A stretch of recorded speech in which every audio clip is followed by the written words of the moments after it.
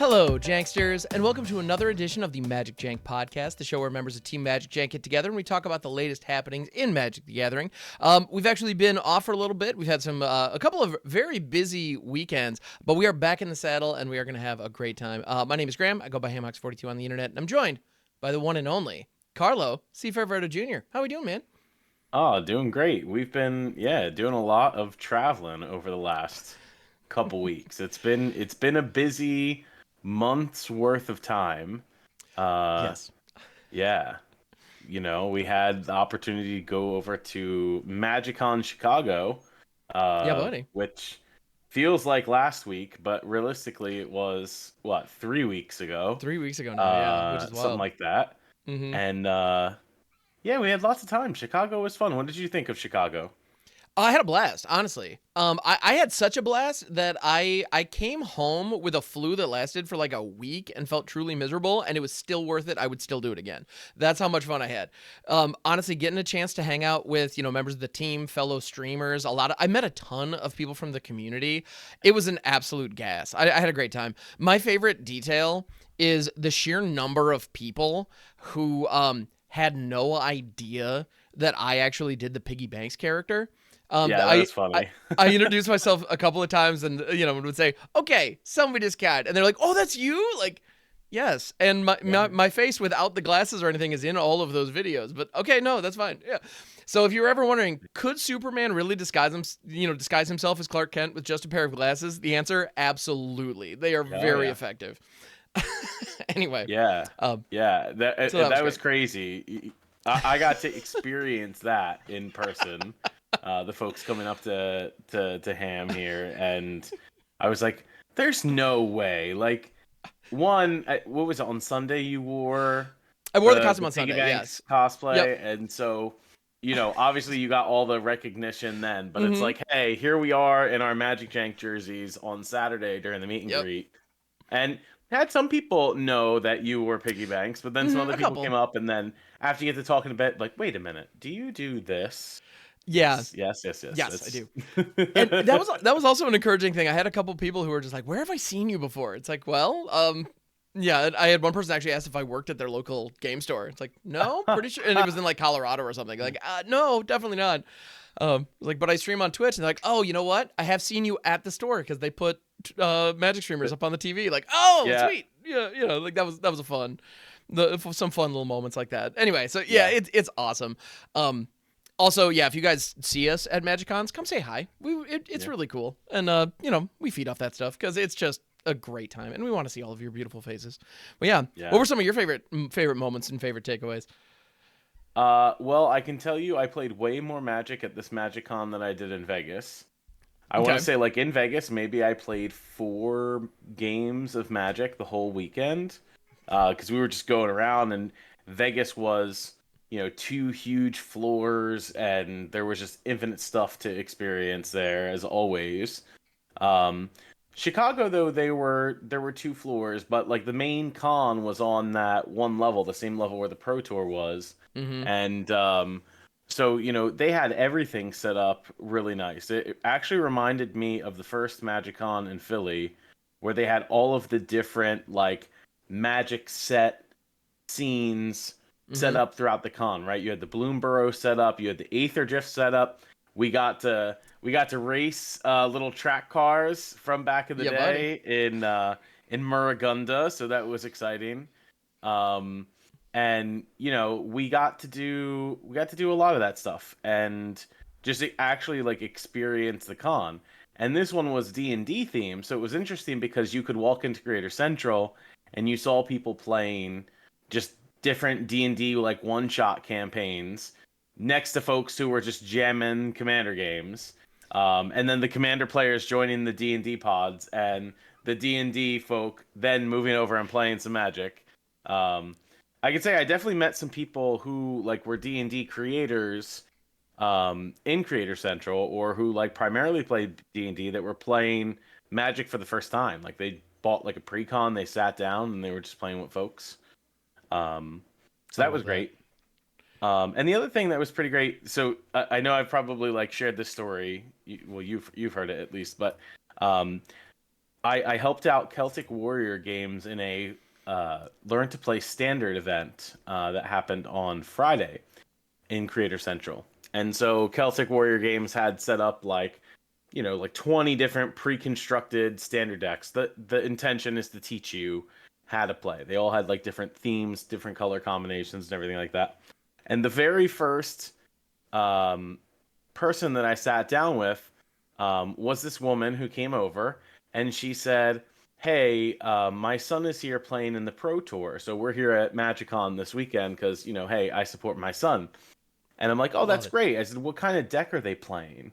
And she wasn't all too sure, but she started to describe some of the decks. She's like, it has Up the Beanstalk in it, and it deals with like a lot of cards with the graveyard and all of that stuff, like cost reduction. So she understood what cost reduction was. And so she's explaining to me the deck, and I'm like, oh, that sounds pretty sweet. And she's like, yeah, my son is a brewer. Like, whatever the metagame is, he tries to figure it out and then decides to bring a brew just himself, not testing with the team, anything like that. And so we sit down and we play, and she has the cat deck that was built. It was just a mono whites cats deck. I'm sitting here, I think I was playing Golgari Elves or something like this. And so we're playing hands open so I can teach her the game. Mm-hmm. She ends up killing me on turn 5 with a bunch of cats. The card from Foundations that says, it costs a colorless less to cast for each cat you have. And then it gives all your cats like +2/+2 or something like this. So I die on turn 5. So it was just a good experience. Well, come to find out, when the top 8 happened at the Pro Tour, the Golgari deck that she had explained to me on Friday was a deck that top 8'd. So I don't know if this was her son that top 8'd, but all the cards she explained to me was in this brew was certainly in this deck. And so I'm like, please, can this guy win the Pro Tour? Because then I could say, hey, I taught the Pro Tour champion's mom how to play Magic. Um, but hey, top 8 is certainly nothing to sort of like pale in comparison to anything else. Oh my So goodness, top 8 at a Pro Tour with an hey, off meta brew, amazing. yeah, Like there's hope out there, everybody. Yeah, yeah, very impressive. Yeah, yeah, and and what a run in, man. That's awesome. and that Yeah. was a graveyard based deck that basically is casting 1 black to play some common or uncommon that cares about cost reduction based on creatures in your yard and drawing cards off Up the Beanstalk. So it really showed the power, even though we already know what Up the Beanstalk does. But Right. just being able to play like multiple creatures for a black mana, replace the card in your hand, it was certainly a deck. And I remember coming back from MagicCon Chicago and then playing it on Arena, the first stream back, and like, this is a deck. Like Mm-hmm. this is a pretty sweet brew to jam. Um, so yeah, that was a pretty cool experience from Chicago. That rules. Yeah, that deck reminds me a lot of like the Simic Terror deck. It's just kind of getting there a different way, Yeah, And yeah, it's good stuff for sure. Yeah, I gotta say the people who are doing MagicCons these days, the staff, the folks at Wizards and the folks at these convention halls putting it together are doing an absolutely amazing job. And one thing that I loved about Chicago setup specifically is the sheer number of just set pieces, like the kind of yeah, spectacle that was available all over the place. Like when we were there, Dragon Shield actually had a booth set up where you could take photos, and they actually had props of like foam weapons, and so you could actually, for the folks watching the video, you can see yeah, Carlo and I just dueling it out. He's got the bigger sword, so But I like to think my yeah, stance yeah, is on point. for sure. But yeah, and so you could just have sword fights with your friends and get photos of it, and they were all foam, like it was all perfectly safe. But they looked pretty good on camera. I gotta say, it was really cool. Yeah. Yeah. No, no, that was awesome. And they had it set up there like a photo booth that you'd see like probably at any event if you went to like a wedding or something. And Mm-hmm. so you could get the downloadable copy of um the image. And then it also printed out for you like old school like Yeah. Polaroid versions of them. And they also had the ability for whatever image that was taken in the photo, you could create into a custom Dragon Shield sleeve, because they do that. all the time. You can go on Dragonseal's website and pay. I think it's like $24.99 for like your pack of 100. So it's a little bit expensive, but they're not mass producing it, so it makes sense. Hmm. Um, and so you could get whatever image you want on there. So the idea was to take like some cool photo and then slap it on some sleeves, um, which is pretty interesting. I think they give you like a code for a percentage off or something like this too when you did it. Um, but it was nice to see the integration of not just you know Wizards of the Coast putting on a great MagicCon, but like the different companies that were there, like Hmm. adding to that experience. Um, Absolutely. yeah, Well, and to point out kind of the value of them doing that. I mean, we aren't sponsored by Dragon Shield, but we're just bringing that up because it was a very fun yeah, integration. I mean, talk about earned media. This is it, right? Like right. they just it's just a really cool way that they were adding value to the experience of being Hmm. there in the at the convention hall, and it integrated seamlessly with their products in a very cool way. So yeah, just hats off to that. And there was also an official kind of photo op, which is something that each convention has these days, where they'll have some kind of image from the set, or some kind of, well, there were a number of them this time, like in the racetrack. There were little stock car races through Muruganda Yeah, that we did. They had a podium for the winner, and they could actually hold up yeah, the Aether Spark, so there are videos of you hoisting the Aether Spark, which is yes, delightful. yes, yes. I love that. And then they also had one showing off a card from Tarkir Dragonstorm that you could actually take a pose, with people in. And we actually have Yeah, for the video feed showing a team photo. We didn't get Numbskull in this one. I believe he was in the middle of an event when we was got this playing. photo Yeah, taken. Yeah, he was busy grinding.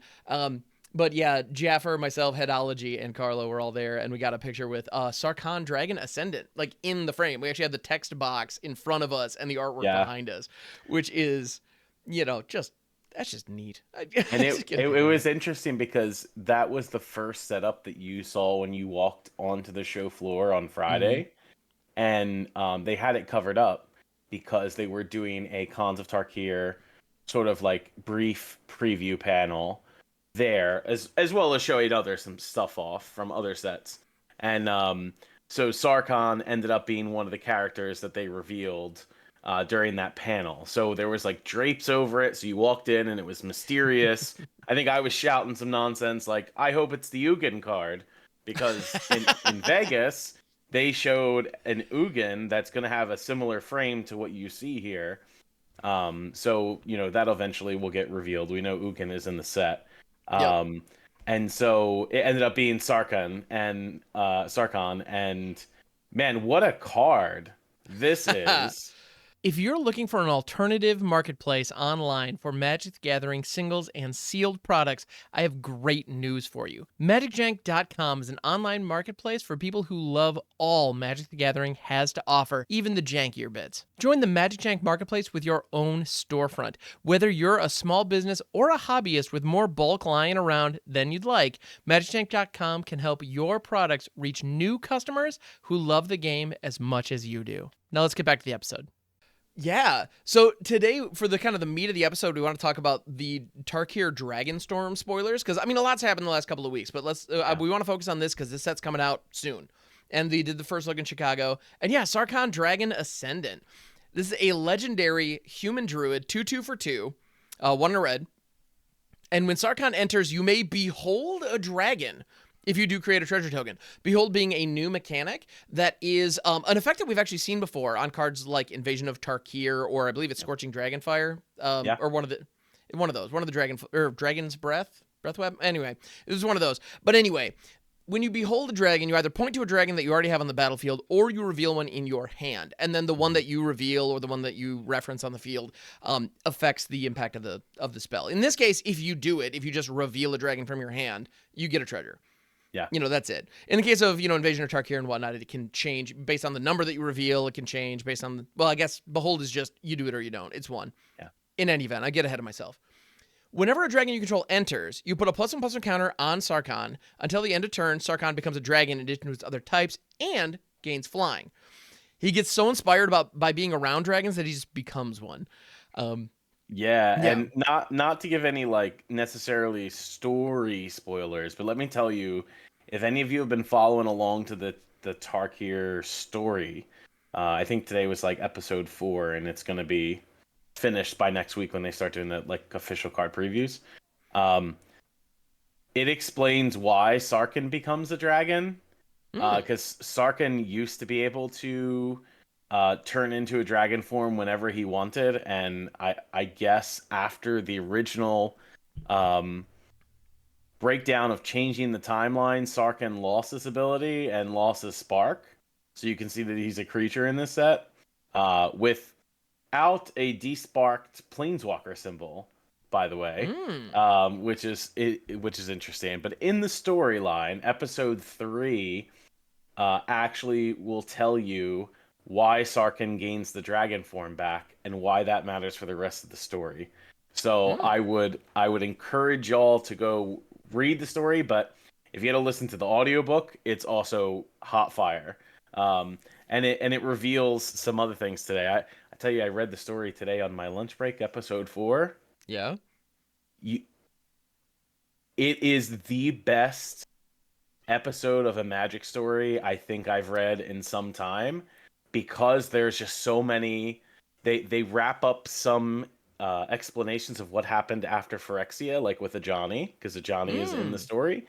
Okay. And they explain. They go back to something that we haven't seen since War of the Sparks end of story, and it might be scary to some folks, but it opens the door for lots of very interesting things to happen. So I won't spoil it here, but Cool. go read the story, because next week I'm spoiling it. All right, I'm behind on that, so I will absolutely take Yeah. care of that. Because yeah, that sounds excellent. One of the things that actually I'm really glad to see with some of the recent story is the fact that they are paying off War of the Spark, or not War of the Spark necessarily, but like March of the Machine and that whole Yeah. Phyrexian invasion. It was such a big deal. The fact that we're still feeling the ripples of it is something I'm really grateful for, because it would have been really easy for them to be all like, well, that's all cleaned up, I guess. Let's move on, and just kind of not reference it, even though it Yeah. changed literally everything. So I'm grateful to hear that. That's awesome. Yeah. Yeah. But yeah, so Sarkhan Dragon Ascendant. How do we feel about this card? I think it's pretty sweet. I mean, so just alone, like you think about the different dragons that you could play in standard right now that go along with this. I would expect that there's some number of like common and uncommon dragon cards Mm-hmm. that will pair pretty well with this. Um, you do have cards like Shivan Devastator technically is in Dominaria United, I'm right? so So glad you brought like that up. Yep. if you play a turn 2 Sarkhan Dragon Ascendant and turn 3, let's say Shivan Devastator on 3, you've behold I'm sorry, you enter, Sarkhan becomes a 3/3 flyer, plus you have another 2/2 flying haste creature. Um, and then your major dragons start being cast on 4 mana anyway. Mm-hmm. Um, so it makes me think of cards like Decadent Dragon that was in Wilds of Eldraine, right? That was the dragon that has the adventure side that says something taste. And Expensive yes, taste. Yes. expensive taste. And Yeah. you get to take a card from your opponent and maybe cast it. Or it's a solid 4/4 flying trample, and when it attacks, you get a treasure token. Sarkhan also ramps you, right? If you behold a Mm-hmm. dragon when you play it, it puts you from 2 to 4 immediately. So you don't even have to do the Shivan Devastator play. You can. It works really well with Sarkhan, but you can straight up cast your 4-drop dragon right away, which is pretty nice. And this dragon does ramp you to cast bigger dragons. Um, so there's lots of things that really go along well, I think, with Sarkhan. Um, I would hope that there is a dragon deck that emerges in standard. No bias, but like until June, I'm sorry, until September when standard would rotate, we get to play with the Is It Sarkhan from Aftermath, Yeah, which we do. also transforms into a dragon. So like there's already kind of many pieces there in standard. It's just that maybe it's not strong enough to tackle the meta. So I'm curious what they end up printing the rest in this set that makes it strong enough, because there's got to be some broken dragon cards in this set. You can't make Tarkir without printing broken dragons. 100%. Like, it just wouldn't be the same. Yeah, so I completely agree with everything you're saying, and I also want to get to a point where a dragon deck is a legitimate contender in standard. Like, Yeah. standard sounds cool in my opinion if a legit dragon deck can be there. And Mhm. you know what you're saying with like Shivan Devastator. I think Shivan Devastator is a great call out because it can be a 2-drop dragon. You know, which is Yeah. something that is kind of a big deal. Like having cheap dragons is something that we just don't have often. You know, they tend to be 4 mana kind of at the low end. And so Yeah. anything that can, you know, help with that is important. And I think that's the ultimately what this Sarkhan is doing is just being a setup piece for those dragon decks. You know, Mhm. if there's anything viable, like this is going to help you get to that Decadent Dragon. We have Terror of the Peaks legal right now. Like Yeah. give me an excuse to play that thing, please. Please give me an excuse to play that. You know, There's also the dragon from Foundations that Twin Flame, that Twin Flame Tyrant. oh Tyrant, yeah. Uh yeah, Twin Flame Tyrant, and that Yes. card is super powerful, right? Because it's gonna double the damage that your sources would deal. So imagine playing Twin Flame Tyrant a turn early because of the treasure that Sarkhan produces. So you get this on turn 4. By that time you have Sarkhan plus another dragon plus this. Double damage, extra big Sarkhan. Sounds Oh good to my me. goodness. Yeah, or can Sarkhan help you like ramp up? I know in like Smuggler Surprise decks that I've run, I've put even Charming Scoundrel just to help me get to that 6 mana that you need. Yeah. Well, if you're trying to cheat in a Twin Flame, you know, Tear of the Peaks package, Sarkhan can help you get there because you can Yep. absolutely behold a dragon on your way up. And this puts a threat down that the opponent is going to have to spend some amount of, you know, resources Yeah. to deal with before you pop off with your big nasties, which will probably be enough to win the game Hmm. on their own. So I don't know. I like the design on this, and I think it could be glue that could tie a dragon deck together in a pretty cool way. So I'm here for it. Yeah. I think this design is clean, and it gives me hope that a competitive dragon deck might exist. Yeah. So, yeah. Another card that is clearly designed with this same kind of idea in mind, but also intended to be flashy and eye catching, is a Mox Jasper. So we'd be remiss if we didn't talk about this one, because it is clearly intended to be. Well, they've actually discussed it as being a like a showcase chase mythic in the set to the point where they have one serialized card in the set, and this is it. Mox Jasper is a legendary artifact for 0 because Mox, and it can tap to add 1 mana of any color, but activate only if you control a dragon. So Yeah. you're not going to get mana on turn 1, at least in standard and in many formats. There's some places where you can, but how do we feel about this? Is this like busted or is this? I feel like with Moxen, you're either game-breakingly busted or too fair to be Or good. not. Yeah. Yeah. So where are we Yeah. on this one? I want to say 100% this card is more playable than Mox Tanalite that they printed in a Modern Horizon set that's just Mm-hmm. like not playable. Um, you know, 0 mana artifacts are relevant in a lot of non-standard formats. Mm-hmm. The caveat here is you can only activate it if you control the dragon. Dragons are easier to assemble in other formats that also take advantage of this 0 mana casting cost for it. Um, Thinking about in standard, we did just have an Aether Drift some affinity cards that care Mm-hmm. about having a bunch of artifacts out beforehand. Um, this could just be a ramp piece for your dragon deck, right? Like Sarkhan is not a dragon, but Sarkhan can become a dragon. Mm-hmm. If you play this Mox on turns 1 through 3, you play Sarkhan on 2. On turn 3, let's say you actually play a dragon, you can also then tap this Mox Jasper for like a Torch to the Tower to blow up a card of your opponent's or any other 1 mana removal. Because Sarkhan would be a dragon, plus you play this dragon. Um, so it might work well in that deck. And really, being a legendary artifact doesn't much matter for cards like this because you essentially play a Lotus Petal then, if it's a card that's tappable mana. So you could Mm-hmm. like tap your legendary Mox Jasper, make your mana, play new Mox, get rid of old Mox, tap this, get another mana. Mm-hmm. Um, so the legendary aspect of it doesn't matter. Yeah. I I think. think it's probably until we see more cards from Tarkir. I don't want to pass judgment that it's like terrible. I don't think it's terrible. I think it's more playable, like I said, than Mox Tantalite. Mm-hmm. But probably clearly not as playable as like Mox Opal or Mox Amber. Right. So it's got to fall somewhere in mid section of that. Yeah, I think you're dead on. It reminds me of Mox Amber more than anything else. Because Mox Amber having the requirement that it can't tap for mana unless you have a legendary creature online. But it's funny Right. you mentioned the idea of like it being legendary not being relevant, and it reminds me of those Kethis combo decks that use Mox Amber and just loop it constantly. And it's like, yeah, the fact Yeah. that it's legendary helps that deck because of the nonsense it's doing. Yeah. So is something like that going to exist here? I doubt it, but I don't know. You can't write it Yeah. off. You never know. So, yeah, it'll And be it's interesting. just I'm beautiful yeah. artwork. Like Oh my goodness, yes. on this original version, and then Dan Frazier has the serialized version.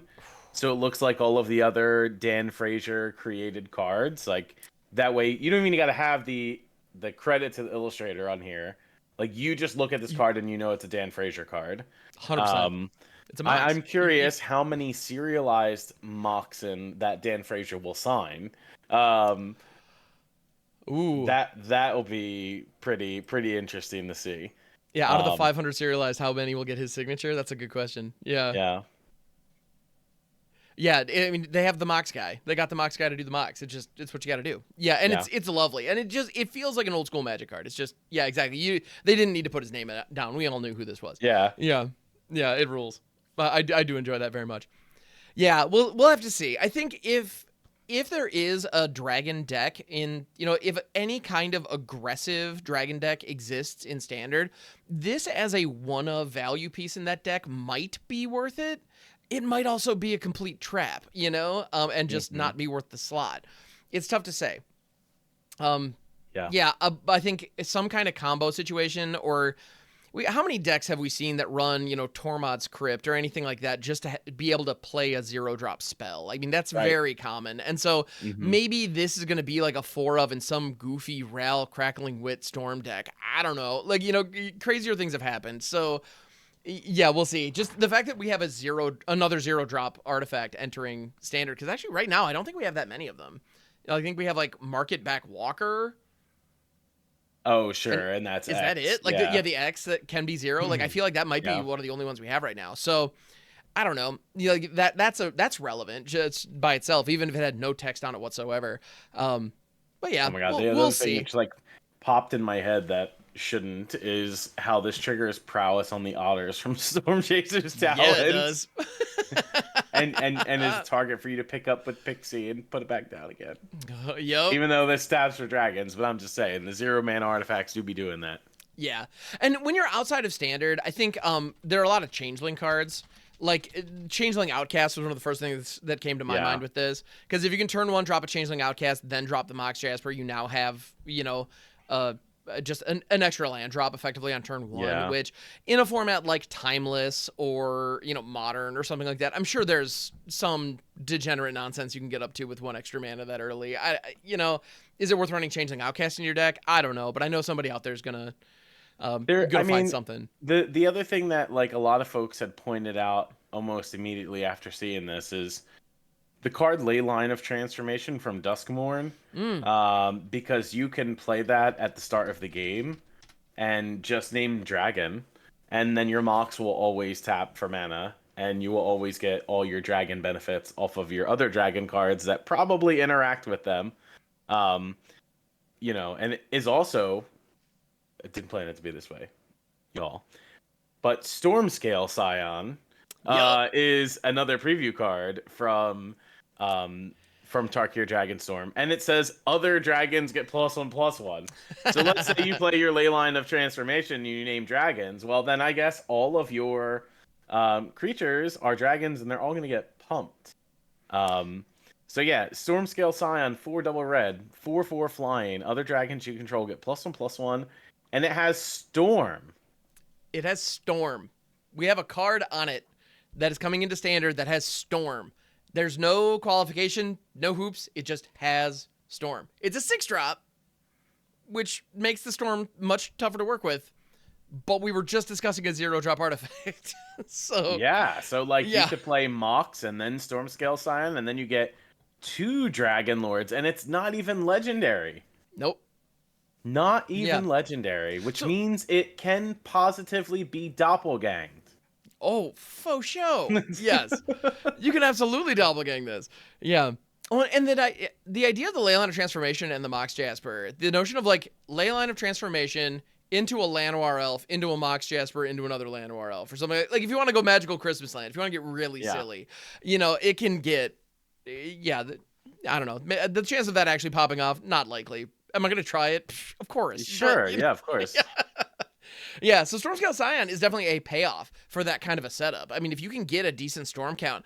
So if you're not familiar with Storm, by the way, I'm just going to assume that some folks here weren't playing in, in the early 2000s. Storm is an effect that is so powerful, so broken, and so difficult to balance that Mark Rosewater has a long-running fixture on his blog, Blogatog, explaining every mechanic and how likely it is to ever get reprinted into Standard. And Storm is so unlikely to appear ever again in Standard that it is the name for the Storm scale. So on a 1 to 10 scale, 10 being we'll never see it again, and 1 being it's like almost guaranteed to be in the next set. 1 is like flying trample, those kind of things.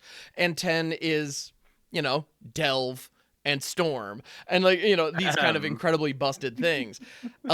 And here we have a Storm card that is being printed into a Standard legal set, and its name is Stormscale Scion. But like Stormscale is right there.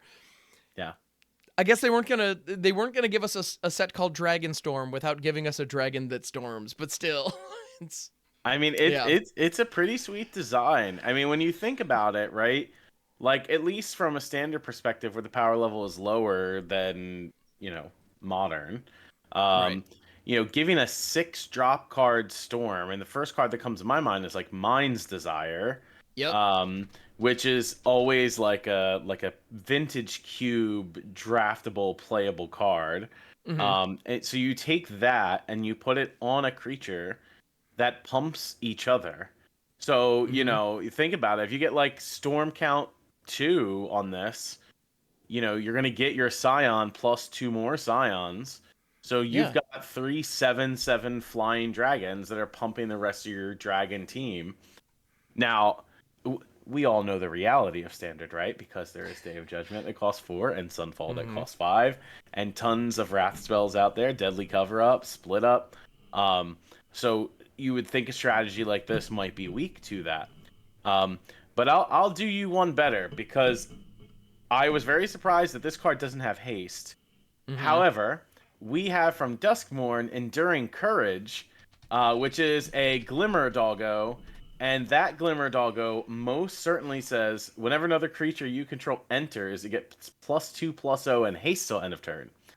So if you can find a proper way to pair this with Stormscale Scion, with like Storm Count 2, you should win the game because they'll enter as like 9 power flying hasters. So, we might have to try out a brew like this, because I'm pretty sure this is the best case scenario to try to give cards like this haste in Standard right now. I think you're probably right. And Enduring Courage also, just in general, I think is highly underrated. This thing, when it actually, if you can get one turn with this live, kind of in any deck that wants it, you can do some really nuts stuff with it. I definitely have won a couple Commander games because of it too. I know that's not Standard, but we're just saying, like, it's nuts. Sweet. It is still sweet, exactly. So, and I think you're absolutely right. The idea of giving these haste is huge. And then, all the other dragons that we have out there, like Twin Flame Tyrant, if you can double the damage these things are pumping out. If you can get Terror of the Peaks in the mix too, like add the ETB damage, like however you want to do it, this payoff can be incredibly powerful. If you can set it up. And it's just a question. The only question here is not, is it good, or is the power there? It's how many hoops can you jump through, and how easily can you, and consistently, how consistently can you set it up? I think that's going to be the tough part, in finding the right early spells to like stave off your opponent, get you there in the end, and actually be able to fire this. It's going to be tough. But it's going to be really cool, and keep an eye on like socials for like Twitch clips, after Tarkir drops. Yes. Because I know we're going for it, and I know there are plenty of other streamers who are going to be trying to make this work, and there are going to be some very explosive moments as a result. Yeah. So it'll be fun. Oh yeah. Yeah. So yeah, Stormscale Scion, it's here. Yeah, actually, another card that I want to call out with this, though, that it reminded me of. So you mentioned Mind's Desire as kind of a classic. I mean, was recently unbanned in Legacy, if I'm not mistaken. It was previously banned because of just how kind of insane it was. Mm-hmm.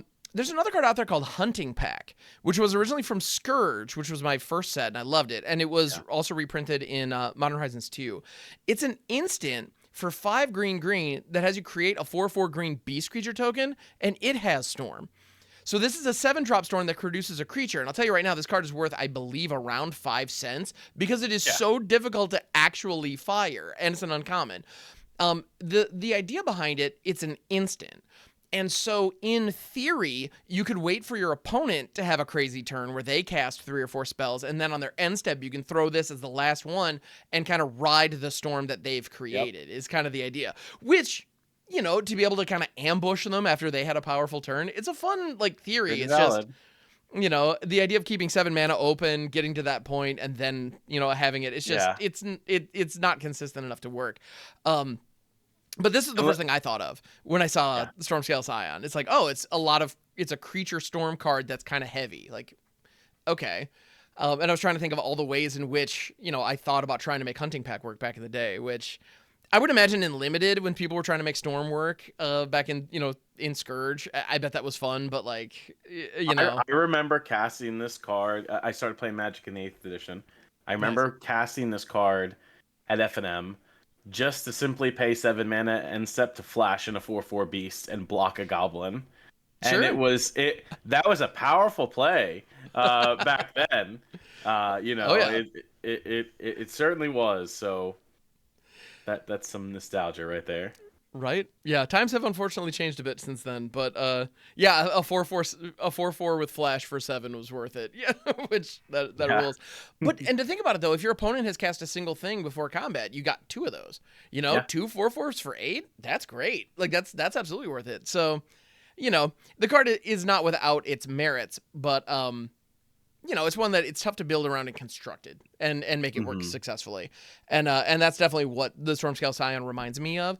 Whether that's a fair comparison or not, time will tell. I think obviously the top end power, like the Scion flies, it buffs the team, and it does cost 1 less. So, I don't know. We'll see. Time will tell. It'll be interesting. So, and if you guys have any thoughts and ideas on how you want to ramp into this and how you want to set it up, please let us know. Leave a comment below. That would be really cool. Or you can hop into our Discord and we can chat about it too. We'd appreciate that.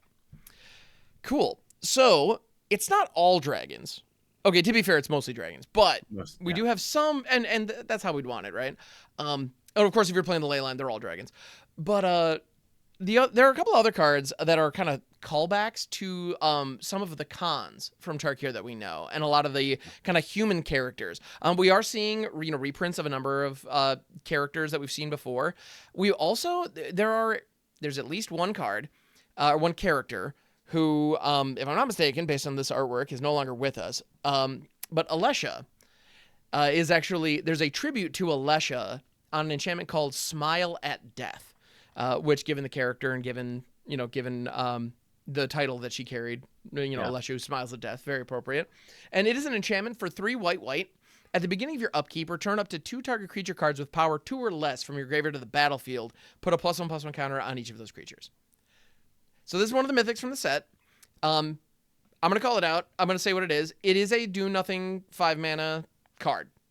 It's an enchantment that doesn't do anything when it first drops. But on the upkeep, you do reanimate 2 things based on power. So, there's a question of, is it good enough for standard? And if not, though, where would you play this? I don't know. Do you have any thoughts on this? Yes, but it's corny. I love it. The first thing that I think about, and I don't know that I should be thinking about it, is hair apparents. The upkeep, return up to 2 hair apparents from your graveyard to the battlefield, and put some counters on it. I don't hate that. to play alongside your Raise the Pasts. Um, that way you have multiple ways to reanimate those bunny rabbits and get some Okay. tokens. Just keep them Um, coming. Yep. you know, um, from a standard perspective, there's not like a whole lot of creatures that this cares about to reanimate. Mm-hmm. I think the fact that you get up to two though, per upkeep is pretty strong. It matters for like the cheapy decks that their early creatures die to removal pretty quick. Mm-hmm. So maybe this would be good in decks that play like Paul Patch Recruit. You get to reanimate those. Granted, no offspring, but they'd re-enter as like a 3/2, and then you get those abilities again. Um, cards like I don't know, Helpful Hunter. If you're playing that cat from Foundations, it re-enters Mm-hmm. as a 2/2 draw card. Um, yeah, I think a lot of those. I think this has more play in non-standard formats. I think you were Mm-hmm. mentioning a combo earlier, right? Yeah. So before we started, I couldn't help but think. So whenever I see reanimating based on power, my little Nethroid lizard brain kicks off, and I think of all kinds of weird things that care about low power. And first things like the idea of like large cost creatures that happen to have low stats, like Hornet Queen. That's cool. Yeah. All of those are available, or cards that like enter as 0/0s but with counters, but they're seen as 0/0s in the graveyard. Like all that stuff's on the table. Go nuts. But the Hmm. most busted application for this that I could think of was Rosy Cotton and either Scurry Oak or Basking Brood-Scale. So if you're not familiar with that combo, because you haven't played in a Coco format recently, Yeah. um, Rosy Cotton is as a card from Lord of the Rings, uncommon, 1/1 for 3. And when she enters, you make a food token, and whenever you create a token, you put a +1/+1 counter on target creature you control other than Rosie. And with Scurry Oak or Basking Brood-Scale, whenever you put a counter on them, they make a token. And so Yeah. they just go infinite with each other. And Yeah. the Basking Brood-Scale is especially nuts with this because the token that you create is an Eldrazi spawn that can sack for mana. And so you create infinite colorless mana. So if you have something that you can use infinite colorless mana for, go nuts. You Yeah. got it. And so, So this you card know, basically saves your yeah. combo for if your opponent like gets rid of it on Mm-hmm. the board, for 5 mana during your upkeep, you can win the game. Yeah. Basically. Um, It seems good to yeah. me. I don't know. Yeah. The other thing that comes to mind are all of like in standard anyway, the Mm-hmm. +1/+1 counter synergies that we had in Ixalan, and we saw some +1/+1 counter Selesnya cards out of Aether Drift. Mm-hmm. And so, what comes to my mind is like a general +1/+1 counter deck that plays like Quirion Beast Caller on 2 mana that you can Mm-hmm. reanimate with this. Um, Botanical Brawler technically is a 0/0, right? When it enters the battlefield, if I'm not mistaken, because it Yep. enters with Yeah. 0/0 counters. enters with So this counters. can reanimate it, and then when your other creatures enter with additional counters on it, the Botanical Brawlers get bigger. Yep. Um, so this helps work alongside, like, if you were just playing a general +1/+1 counter synergistic deck. Mm-hmm. Um, so yeah, and not saying like play like a four of this card, but you could probably play two in a deck. Sure. Or it could be a card that you are, sideboarding in against a deck that's primarily removal. Um, Mm-hmm. I highly doubt the same deck that's playing removal is going to bring in Graveyard Hate for this card. Uh, Probably not. Yeah. they might not see it game one, but game two, it's Mm-hmm. a possibility. So who knows? Well, I also see a lot of like control players out there right now trying to make mill happen.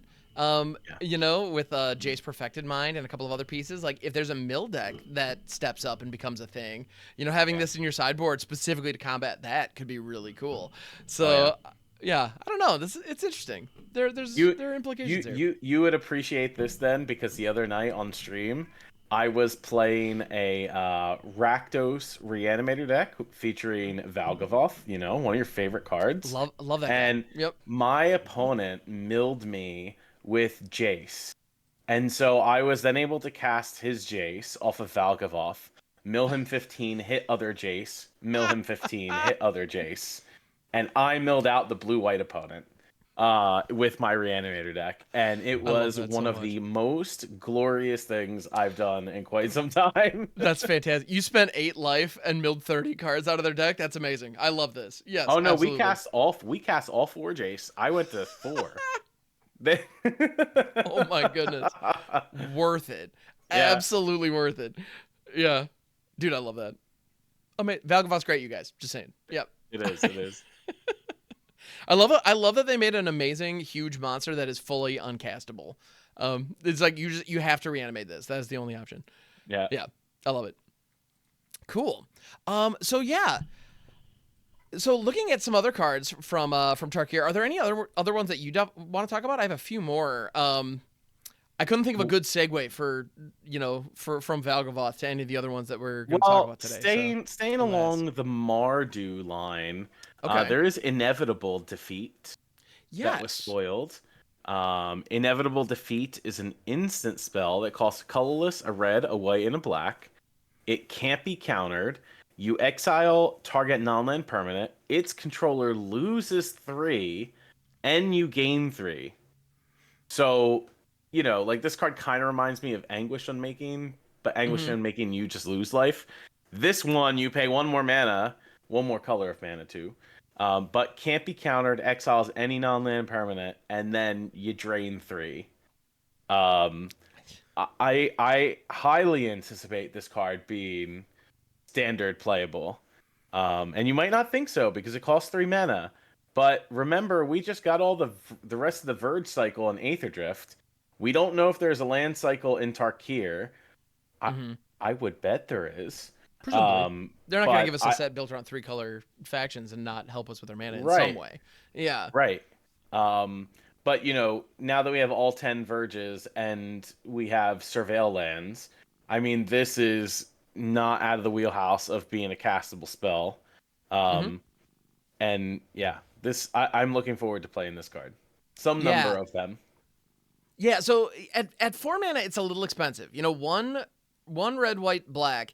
So this definitely strikes me as something that maybe wants to be in a grindier deck. Although at the same time, we all know how important it is when you're playing more aggressively to have removal as your top end to clean out the blocking lanes, Yeah. and to toss 3 damage on top of that. That might be where this wants to be. It's doing a lot. It's Yeah. ultimately it's. I want to write this off as 4 mana remove a thing, and like that because that wouldn't be good enough if it was just 4 mana remove a thing.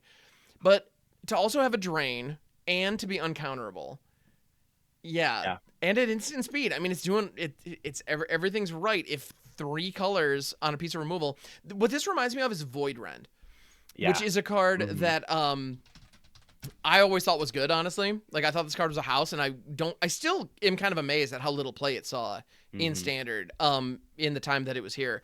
Which it's a 3 mana destroy target non-land permanent, and it can't be countered. So Mhm. very similar ultimately with what the effect is, except it was in Esper and it was destroy. So the difference between destroy and exile is huge, as we all Yeah. know. As somebody who loves his death counters and recursion, destroy, I don't care. You can destroy myself all day. Exile Yeah. it, oh man, that hurts. So yeah, that's You a big know, deal. I think this is relevant in standard one for a couple of reasons. Number one, um, since the Pro Tour, we've started to see the emergence of a blue-white control deck in standard again. Mm-hmm. It's been missing from standard for like 2 rotation cycle, not rotations, but 2 standard But seasons a number from of newer sets, sets yeah. coming out. Mm-hmm. So now one is like really back out there, and it does play multiple counter spells. Mm-hmm. It's playing No More Lies, it's playing 3 steps ahead, it's playing negates in the board, maybe some in the main. So a removal spell like this is resilient to those things. Mm-hmm. The other thing that really intrigues me about this being an exile effect is because of Ketramos, the New Dawn, from Aether Drift. And anytime you have, like, first of all, that deck is like a tier 1 deck in Modern right now. I just came from Charlotte, so I played a lot of Modern. I played a Sure. lot of Yeah. Ketramos, and this card is insane. And I'm pretty sure I said it on this podcast before. It's the next Sheoldred the Apocalypse.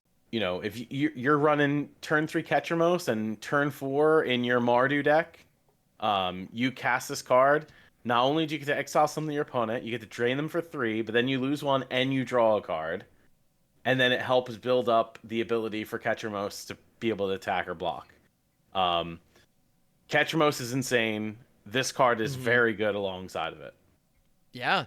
So some kind of Mardu mid-range that's leveraging these? Yeah, that could be a thing. Yeah, and Absolutely. you know, there's already kind of like a black-white control deck in Standard right now featuring Ketramos, where you're playing like Ghost Vacuum in the main to mimic Relic of Progenitus in Modern.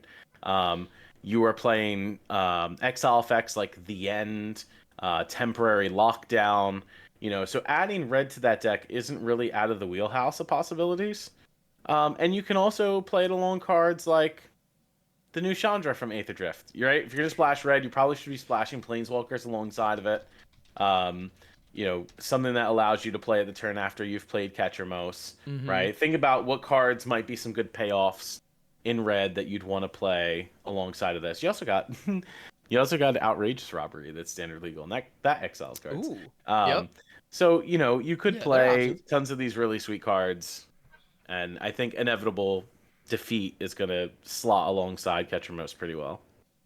Well, I'm about to say, that also gives you access to Torch the Tower, which also exiles those early threats, and we know how good that can be. So, Right. Yeah. Okay. I'm listening. This is cool. Yeah, Inevitable Defeat. The more we talk about it, the more I like it. So, yeah, here's hoping. And who knows? A month from now, we might be looking at this going, really, we thought this was good, but honestly, what's going to happen, the same thing that happened with Void Rend is going to happen with this, in all likelihood, is that this is going to see very little play, and I'm still going to stand by it. You know? And we'll see how it goes. But yeah, I know a lot of people were big on Void Rend, even after it didn't really find a home, I think is the best way to phrase that. It's not that it was a bad card, it just didn't have a home. Yeah. All right. Cool. So speaking of our tricolor Yes. segues, you know, we just did a Mardu card. You killing the segues. I love it. The Abzan card, Skirmish Rhino. Skirmish Rhino. And if you're thinking, wait, Skirmish Rhino, isn't that like a Siege Rhino but smaller? Yes, you got it. It's yeah. So it's a Rhino that's white, black, green, 3/4 with trample instead of 4/5. And when this creature enters, each opponent loses 2 life, and you gain 2 life. It's the Siege Rhino, just a little smaller. They just kind of shaved off some of the numbers, one of which being in the casting cost, and here we are. Yeah, you know, and some folks are like, why didn't they just reprint Siege Rhino? Well, many reasons. Many reasons. But this card fits very, very good alongside of Debris Beetle from Aether Drift, in my opinion. And when that card was spoiled, and still is now today, right? It says when it enters, each opponent loses 2, and loses 3, and you gain 3. So imagine playing a turn 3 Skirmish Rhino, draining your opponent 2, and then the following turn you play a Debris Beetle, you drain them another 3, and Debris Beetle's crew cost is only 2. So this Skirmish Rhino can crew the Debris Beetle and let you attack the following turn with a 6/6 or block with a 6/6. And it's also a good play if you play Debris Beetle and then Skirmish Rhino as the follow-up, because then you get to crew right away and attack for another 6. Yeah, however it lines up. I mean, Skirmish Rhino into Debris Beetle into another Skirmish Rhino is a phenomenal sequence. Like, because they're just consistent, they're big, they give you something when they enter. So, like, if your opponent can't counter it on the stack, they're going to get hurt one way or another. Yeah. And they're just big threats that need to be answered. So, yeah, the fact that they line up on the curve the way they do, yeah, that rules. I like that a lot. Yeah. And both of these cards work very well alongside cards like Scroll Shift. Because Scroll Shift will blink them out of play, so you'll get the ETB again. And fun fact, Scroll Shift also works very well alongside of Overlord of the Mistmars. So, like, there's gonna probably be some type of Abzan mid-range nonsense. Whether or not it ends up playing up the beanstalk will be seen, because it just works out that way. It just works. Yep. But, playing your green and your white Overlords in the same deck with Skirmish Rhino, Debris Beetle sounds pretty good in my opinion. Yeah. And And I'm sure there's going to be like a broken Abzan spirit dragon that we haven't seen yet. um, Um, yeah, I certainly hope so. Because they've shown the Abzan. So there's a mythic spirit dragon for every different clan, and they've shown the commander version of the Abzan card. And mhm. I gotta say, the design of that dragon is awesome. I really hope the standard version is like Yeah. powerful and playable, because I'm very intrigued. But yeah, also I'm just gonna throw it out there. You mentioned scroll shift as a way to, so the idea of putting, these multiple kind of siege rhino, effects that we have alongside blink would also work with Ketramos. Just Yeah. saying. So all of these things, the synergy points and the overlap is here. Yeah, there's definitely something to be said for all that. I hope in the end, when people are brewing those decks, Skirmish Rhino makes the cut. Because if Yeah. that's really the question, is it going to be good enough to fit in that kind of a deck? I certainly hope so. And I love the fact that they've, by reducing the cost, or by reducing the stats, they can justify reducing the cost. And I do think this being a 3-drop as compared to a 4-drop makes it a better card in the current Hmm. standard, kind of by a Yeah. lot, actually. Yeah, because a 4-drop, Siege Rhino is a classic. We all love it. But costing 4 versus costing 3 is a significant difference. So even if I am Yeah. doing a little less damage on the way in, it's still going to pull removal the same way Siege Rhino did, So, Hmm. yeah. And And yeah. 3/4 for 3 mana is just solid stats, Mm-hmm. right? Even just ignoring the trample, like considering the amount of like red decks that are out there, right? The red deck's got to have either Witchstalker Frenzy or Scorching Shot or Obliterating Bolt to deal Mm-hmm. with this card, which takes away from its fast aggressive game plan. So, if your opponent is playing like turn 1 Heartfire Hero, turn 2 Manifold Mouse, yeah, they already have a great, fantastic start to their game, right?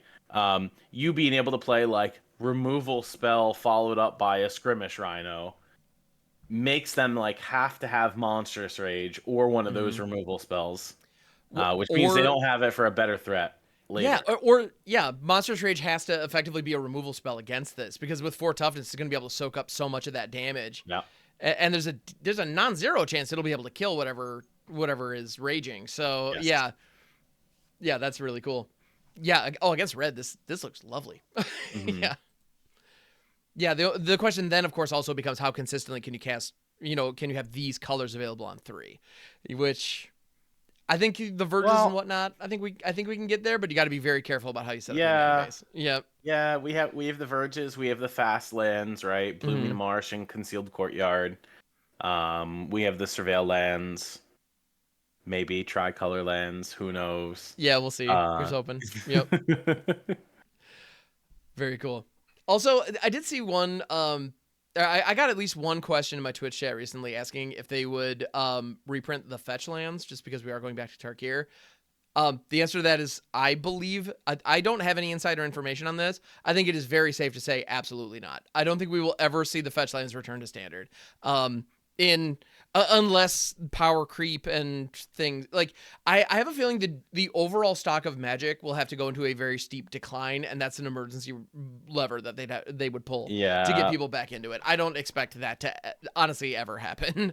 Um, yeah. yeah. I think Gavin Very actually commented on that a couple years ago Hmm. about the want to not want to, the desire to not have fetch lands back in standard outside of like Fabled Passage, and the Right. reasoning was because in paper Magic it takes too long for by the time you play a land, fetch the land, search for the land, shuffle the deck, give your opponent the deck to shuffle or cut, you get it back.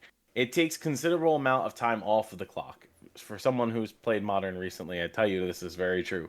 Um, the games move faster in Modern because the power level is so much higher, right? There's just fewer And turns the per decks game, are right? faster. You're Yeah. talking about decks in Modern that literally are playing, might play like 17 and 19 lands plus some double face cards that also are also lands. You are playing more fetch lands than fetchable targets in your deck or lands that can tap for mana, Hmm. right? So you won't get to a point with that in standard. I don't ever want to be at that point in standard again, um, Hmm. because it will take longer. Your games in standard, if you're not playing Gruul mid range or Gruul aggro, currently, Right. Yeah. are fairly quick, unless you or your opponent is legitimately playing slow. Um, you'll slow down the game considerably in paper Magic because Arena does everything for you. You don't have to worry about any of that. Arena and Magic Online. But in paper, you will slow down games considerably. So your decks that are slower that would want to play fetch lands will move slower because you Hmm. have to go through that process. And Yeah. we're talking, in paper Magic tournaments, still going like 10 to 15 minutes over time every round. So yeah, I think Right. that'll get worse. Yeah, I think we might see the day when Wizards deems it appropriate to put the fetch lands into. We have them in timeless. I could see them going into like historic or even alchemy, but I don't expect to ever see it in the paper game. Like it's going to be Yeah. digital only formats at best. Yeah. I suspect, just because of the logistic challenge that you're saying.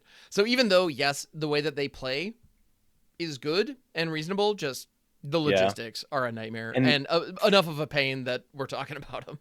fetch lands are banned in Pioneer for that reason. That Yep, was the they were first banned. first Yeah. announcement of a ban in that format was banning the fetch lands.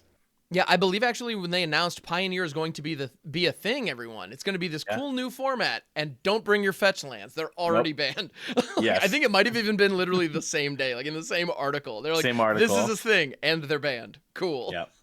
Well, because the idea of we want to make this format smaller and we want to make it different from modern. What's the biggest way you can make it different from modern? No fetches. Yeah. Like that. Yeah, and I think that was a good move. But anyway, Yeah. cool. So speaking of good moves, my segues aren't quite as clean as yours. Sorry. They decided to bring back the sieges, which I know I recently have had a ton of Mm. fun with a couple of sieges. From the previous printings, because my Hashaton deck has been using Monastery Siege to very good effect, Oh and I yeah. highly recommend it. So if you're not familiar with the sieges, they're enchantments that have two different modes. So they're actually modal enchantments, and when they enter, you select what's referred to, I believe, as an anchor word, where you select either. In the case of the older ones, you'd pick cons or dragons. Basically, it's depicting this siege, this battle that's happening between these two forces. You pick what side you're on, and which side you're on or you're rooting for dictates what effect the enchantment has turn over turn.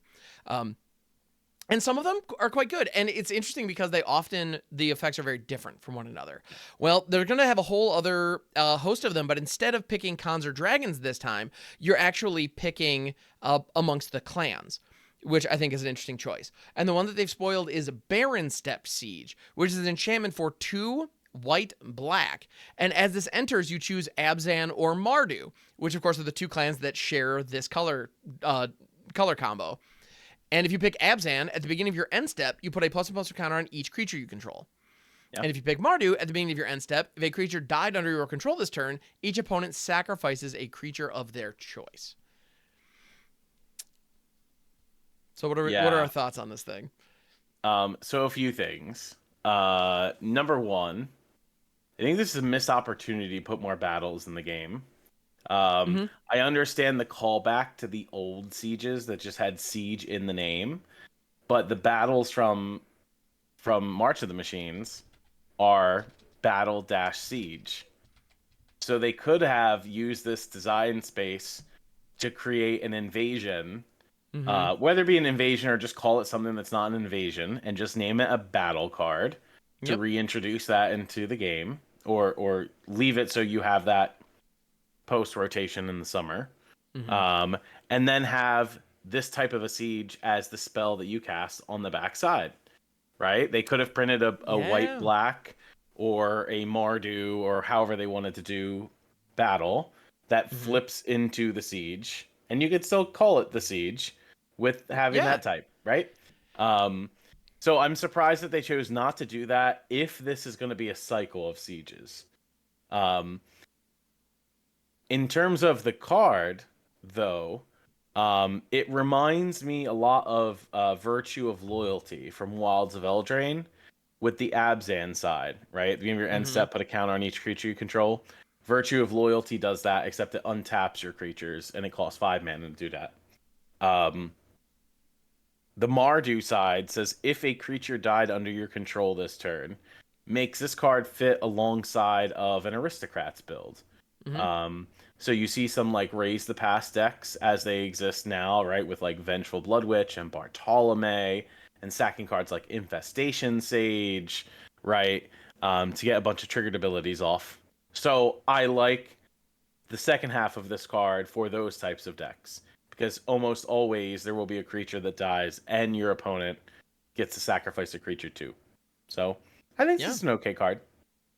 Yeah, and we have enough, free or very cheap sack outlets that even on the turn this drops, you're probably going to get either trigger if you're in a deck Mm-hmm. that can support it. So, yeah, I'm with you. I think it's okay.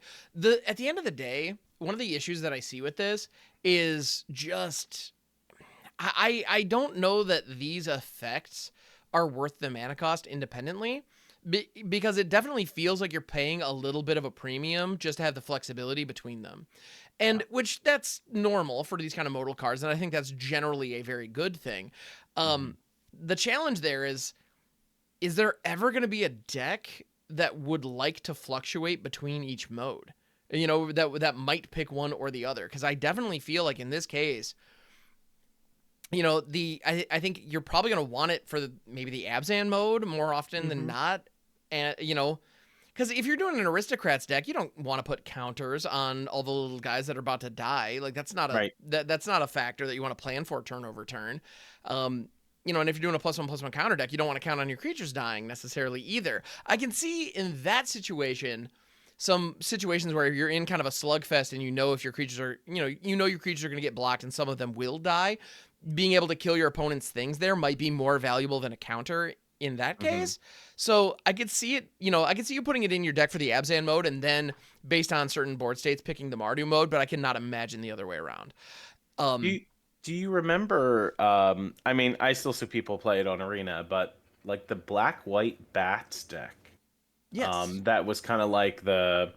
Of course, it plays Deep Cavern Bat. I think Ruin Lurker Bat or something is the one white Yep. creature. You play like Essence Channeler or Essence Channeler, Yeah. Essence Channeler. Yeah, it's the Yeah, Chandler, the Pride Zorline Mate. and stuff like Yep. that. Yep. Yeah, I And absolutely remember so those decks. I mean, I think in this, when Bloomburrow first dropped, those were huge. Yeah, they were everywhere. yeah, Yeah. and so I think this card, either mode, works with that deck Hmm.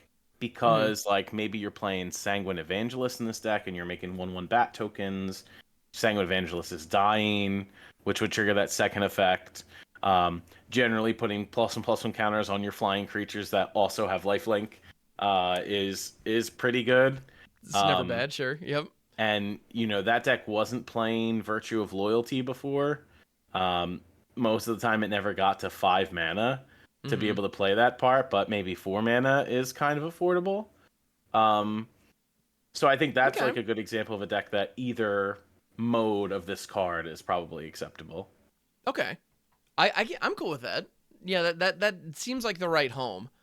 Yeah, Um, yeah, yeah, and and then that I deck guess has it just better comes mana down to now. I guess it just comes down to is it good enough for 4 mana, Yeah. which time will tell. I can honestly, my gut reaction is probably not, Mhm. but I would be happy to be wrong on that. I would be delighted Yeah. to be mistaken. Yeah.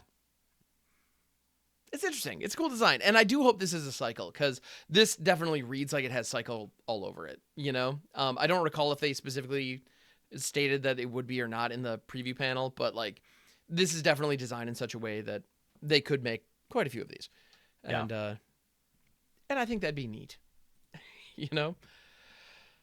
All right. So those are a lot of those are all, well, oh, you know what? There's one other big sexy rare that they showed off that I'd be remiss if we don't talk about. It's Jeskai because they wanted to make sure that they represented each of the clans in one way or another. Yep. And it's Narset, Jeskai Waymaster. So she's back. Narset is here once again. How many standard legal Narsets do we have at this point? Is this gonna be number 3 or is it only 2? Standard legal. Because I know we've seen Narset in a number of sets recently. She's definitely a beloved character that we Oh, there is a Narset in Aftermath, right? right. The one that has prowess. It's one and Jeskai. Yeah. You know what? Because I know, yeah, we have that one. Is this only the second one in standard? Yeah, I Because think so. prior to that, I know she was in War of the Spark with Parter Veils, obviously. That she was also in Ikoria with one that Yeah. is easy to forget, but was definitely around. And I want to say, was there not a mono blue Narset at some point? Anyway, it's other than Parter Veils. I'm probably making stuff up, but regardless, Yeah. Jeskai Waymaster. She's here. 3/4 for blue, red, white. So she's all three colors again. At the beginning of your end step, you may discard your hand. If you do, draw cards equal to the number of spells you've cast this turn. That passive's like nuts, right? So the first thing that comes to mind with recent releases is the Monument to Endurance decks, right? That already take advantage of like artist talent from Bloomborough.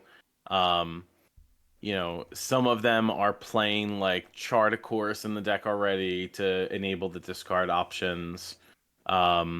Playing like Storm Chaser's talent / this town ain't big enough in the same decks. So that way you can keep looping these spells, and Narset would draw you more cards in this case, and trigger maybe a discard effect or 2 or 3. Yeah, it's good stats, 3/4 for 3 mana, right? Just by itself, with something that triggers on the end step. So it doesn't do anything immediately when it comes out. So that's got to be of note, right? Like there is no immediate thing going on. So it definitely wants a deck that is going to set it up for a good turn. Interestingly enough, Narset. So Narset was in the story today. Oh, Again, nice. reading it back. Okay. Narset is in a lot of the story. And you know, probably something that like kind of bothers me in the story reading Tarkir before was when Sarkhan changed the timeline, we changed to 2 colors. All of a sudden, Narset remembers the old timeline, so everything goes back to being the way it was before. It's kind of like, I don't know, strange to me. I would like to see that cleaned up like a little bit. Wait, they just but Deus Ex Machina in it with literally, Huh. Narset remembered the old timeline, lost the Planeswalker Spark, is putting the clans back together. Yeah, that essentially. Okay. So I don't know that I'm a huge fan of that, but obviously that would be like the way to reintroduce the 3 color clans back into Magic because it was popular. Sure. And so yeah, but Narset seems like a setup card. So you need to do something that's going to set up it having a major effect on the game. So trying to figure out what the easiest way to do that.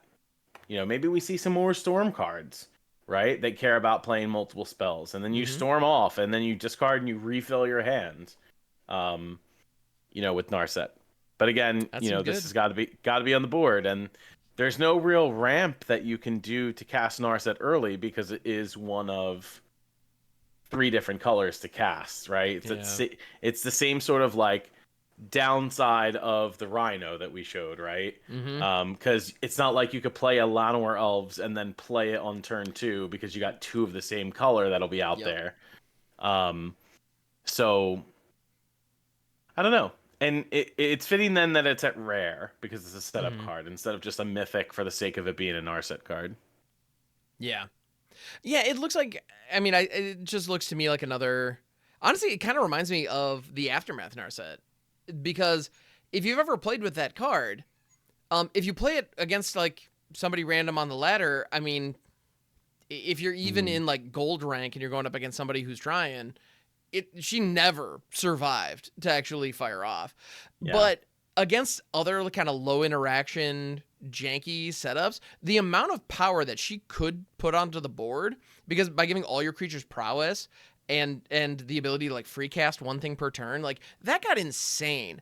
And I feel very I don't know, it looks very similar to me, this notion of like this card, if it's allowed to stick around, being able to cast 2 or 3 cards, unload your hand, and then just refill each turn, like that effect could be bonkers.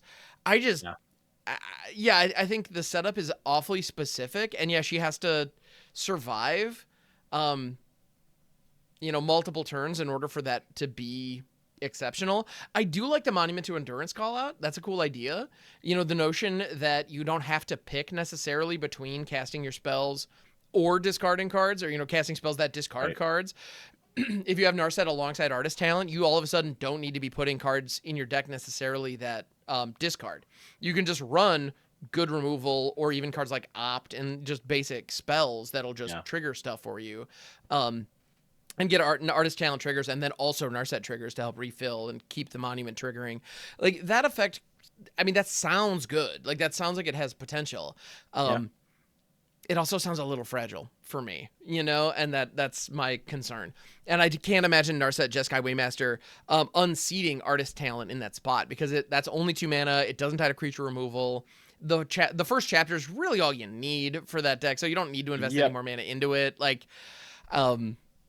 Yeah, and then it being a conflicted 3-drop for the Monument, which is your ultimate payoff card. It's almost like at this point, what would you cut from that already like kind of efficient deck to include some number of Narset in it? We're talking about a standard format where Storm Chaser's talent in this town ain't big enough. Still is one of the top tier strategies that you could be doing right now. For me, it would suck to play Narset on 3 and then get it bounced to my hand, and now my setup does nothing.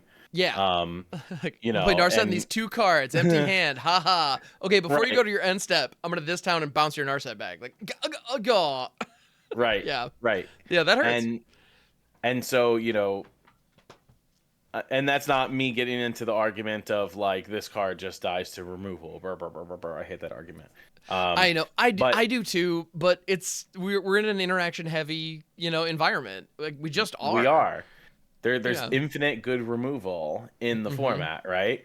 But Get Lost, Bitter Triumphs, Sheltered by Ghosts. This town ain't big enough, amongst other things. Yeah, I think it's a good card. It's probably a really good commander, considering you can 100%. wheel yourself in that format so many times. I don't know that it would contribute much to standard, but we'll see. Yeah, I think that's exactly right. I think commander players who are excited for this, you have good reason to. And if you wanted to build a Jeskai, spell slinger situation, having a consistent hand refill in your command zone, that sounds really good. So have fun, treat yourself. But yeah, in standard, I'll be surprised if she becomes a thing. Again, just like with that Siege though, I'd be happy to be surprised. That'd be cool. All right.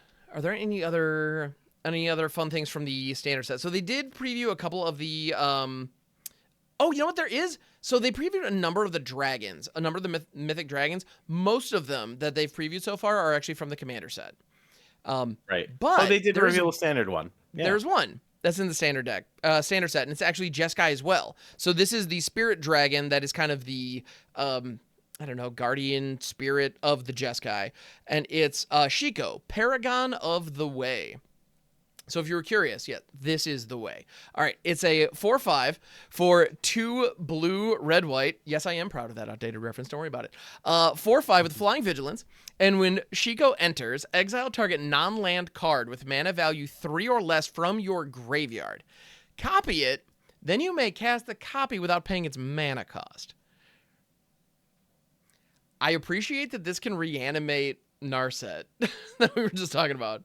It can certainly reanimate Narset. That is true. That's fun. And it'll have you have you cast 2 spells in that case, so you would draw two cards. So these two actually work very well together. Yeah, I mean, so when I'm trying to compare the spirit dragons, I'm trying to compare like the old dragons from older Tarkir sets, right? So like thinking of like Dragon Lord Ojutai, which was extremely powerful and standard at the time. Mostly because it anticipated when you attacked and it had hexproof to some extent. There's good stats on this card. Flying Vigilance 4/5 for 5 mana is good. And then you cast a spell when it enters for free. whether that's another creature or it can just be any spell, right? So if you, let's say you have a removal spell in your yard that you need to cast, this can hit it. So it's like play creature, play removal spell on your creature. Now I have this 4/5 flying. Good luck. Um, and there's plenty of good cards in Jeskai that help fit that. Um, right? So you have Get Lost, you have Exercise, you have you could get probably not in the same deck, but you could cast Storm Chaser's Talent off off of Shiko, You sure and get can. yourself some prowess otters, which might or might not be good as prowess monks. Hey, And you can funnily even enough, have yeah, but you can that'll have come in as Monastery a Mentor. token copy. Yeah. Yeah, Yeah. you can have Monastery Mentor in your yard. You can cast the Monastery Mentor for free, and then start casting more non-creature spells and get more prowess monks. Oh, Um, and of course this can grab the Haughty Djinn or Oculus too. Like those are oh no! that whole thing is available. I was thinking the last time I saw a Monastery Mentor was in Helping Hand. It's like, wait, what else can you do with Helping Hand? Oh yeah, that whole thing. Yeah, and the Jeskai version is even better because you get to play FOMO, so you get to bin it and then helping hand it, So or a recommission one it. of this in that deck could be like a real haymaker that the opponent will not see coming. Yeah. That's interesting. All right. Jeez. So this is a fun dragon card. Yeah, In I like this one. terms of power level, I probably would put it like a 7 out of 10 for Sure. standard purposes. Mhm. But yeah, it seems pretty sweet. Yeah, I anticipate a lot of these. I mean, because we're gonna get a cycle of these, the Mythic Dragon. So I fully anticipate this will be, I don't know, a month after release. This will probably be a $6-7 card. I don't expect it to be like, big money, but Commander players will like it, and it'll probably find, there are definitely brewers who are gonna try to make this work. And it might actually be pretty decent. So I'm intrigued. I'm convinced that any of the dragons, no Mhm. matter what, will it be at least like a $5 card. Right, probably. just for commander purposes. Commander players love their dragons. Mhm. Um, And whatever your favorite clan is of choice, your they're gonna have a Scion of dragon. the Dragon player is looking to see which of these 3-color dragons we can add to our already existing broken dragon deck. Yeah. Oh man, and Scion of the Dragon gets Mox Jasper. Yep, Yeah, sure does. interesting. So Mox Jasper, whether that card is good in standard or not, it doesn't matter. That will be a $50 chase mythic forever. Because every Scion of the Dragon, every Dragon, every I don't know, every dragon commander deck ever is going to want one of those things. It just is what it is. So, yeah. And it has Mox on it. Usually they tell you anytime they print a card that says Mox or Lotus on it, you probably should keep it. Just Probably. like every copy that you get, just hold on to it. Yep. I know I'm sitting on 300 copies of Lotus Ring right now. We're going to it's going to pay off one of these days, I promise. Lotus Ring is sitting in my box right next to Mox Tantalite, but you still bet Exactly. You bet your ass I'm not getting rid of them. Just hold it. It's going to be great. One of these days they're going to be great. I love it.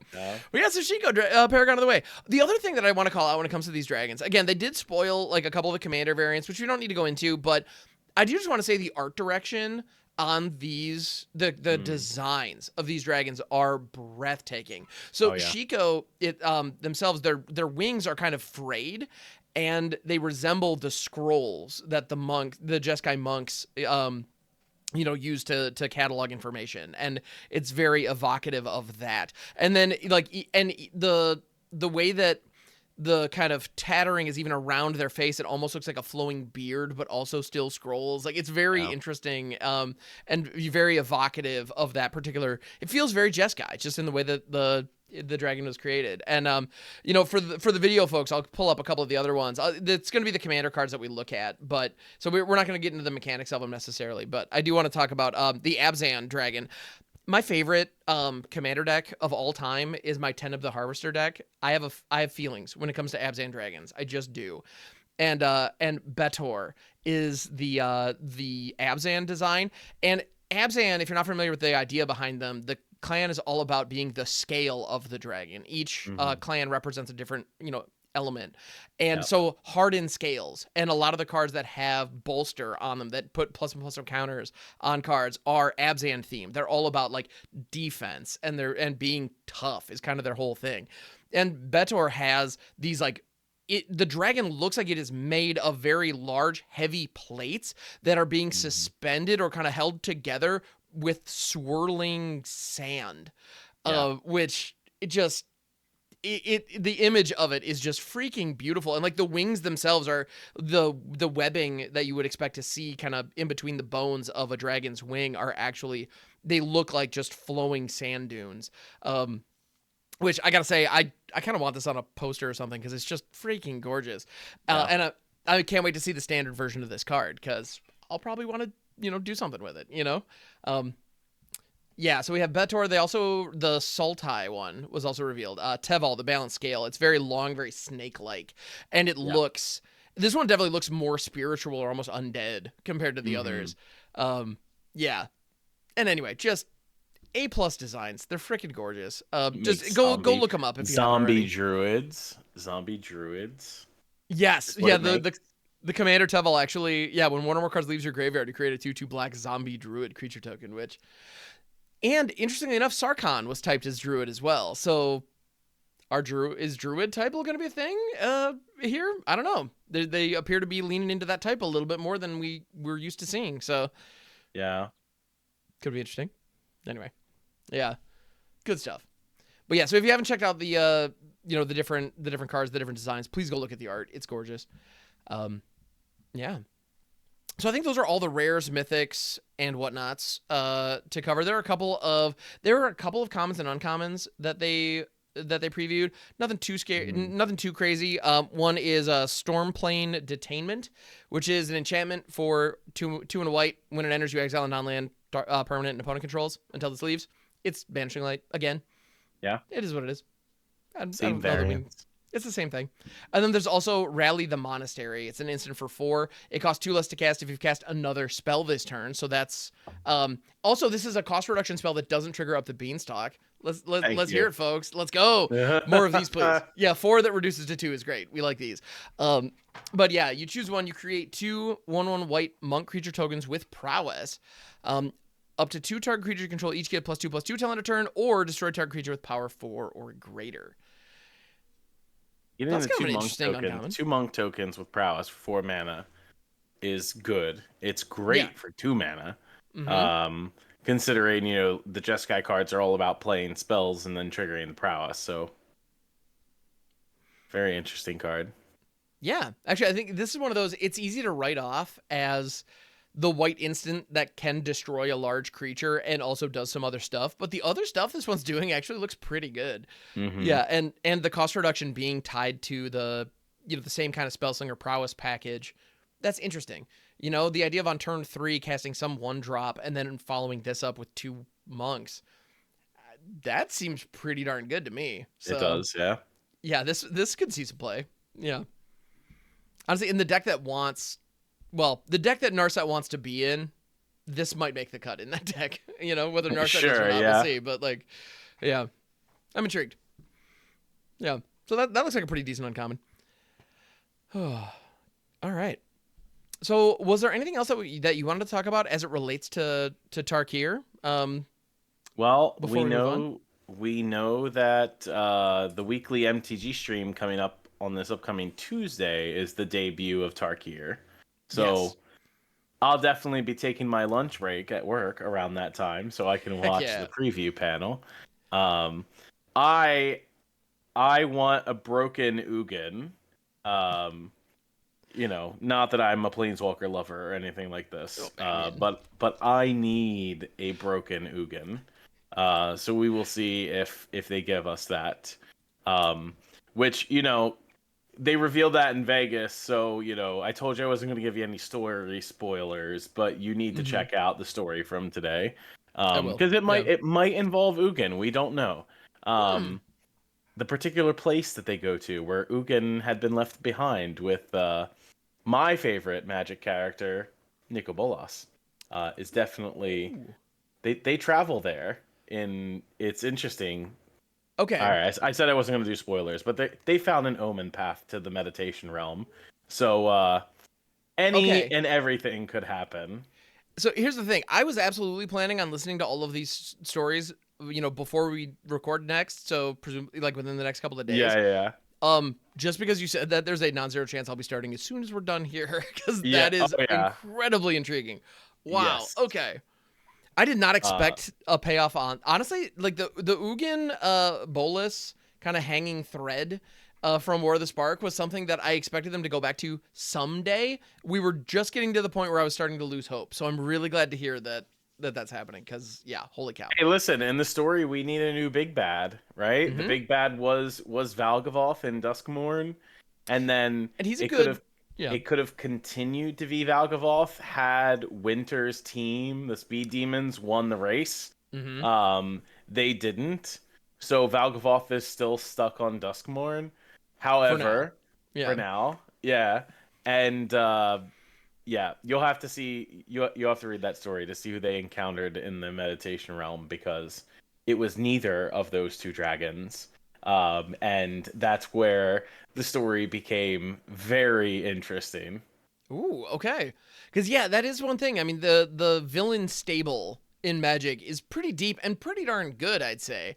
But they do that thing where very rarely is a villain truly eliminated, like truly eradicated. You know, they And survive kind of like Bond villains. You know, and it's they come back interesting later. because Ugin wasn't ever really portrayed to be a hero either.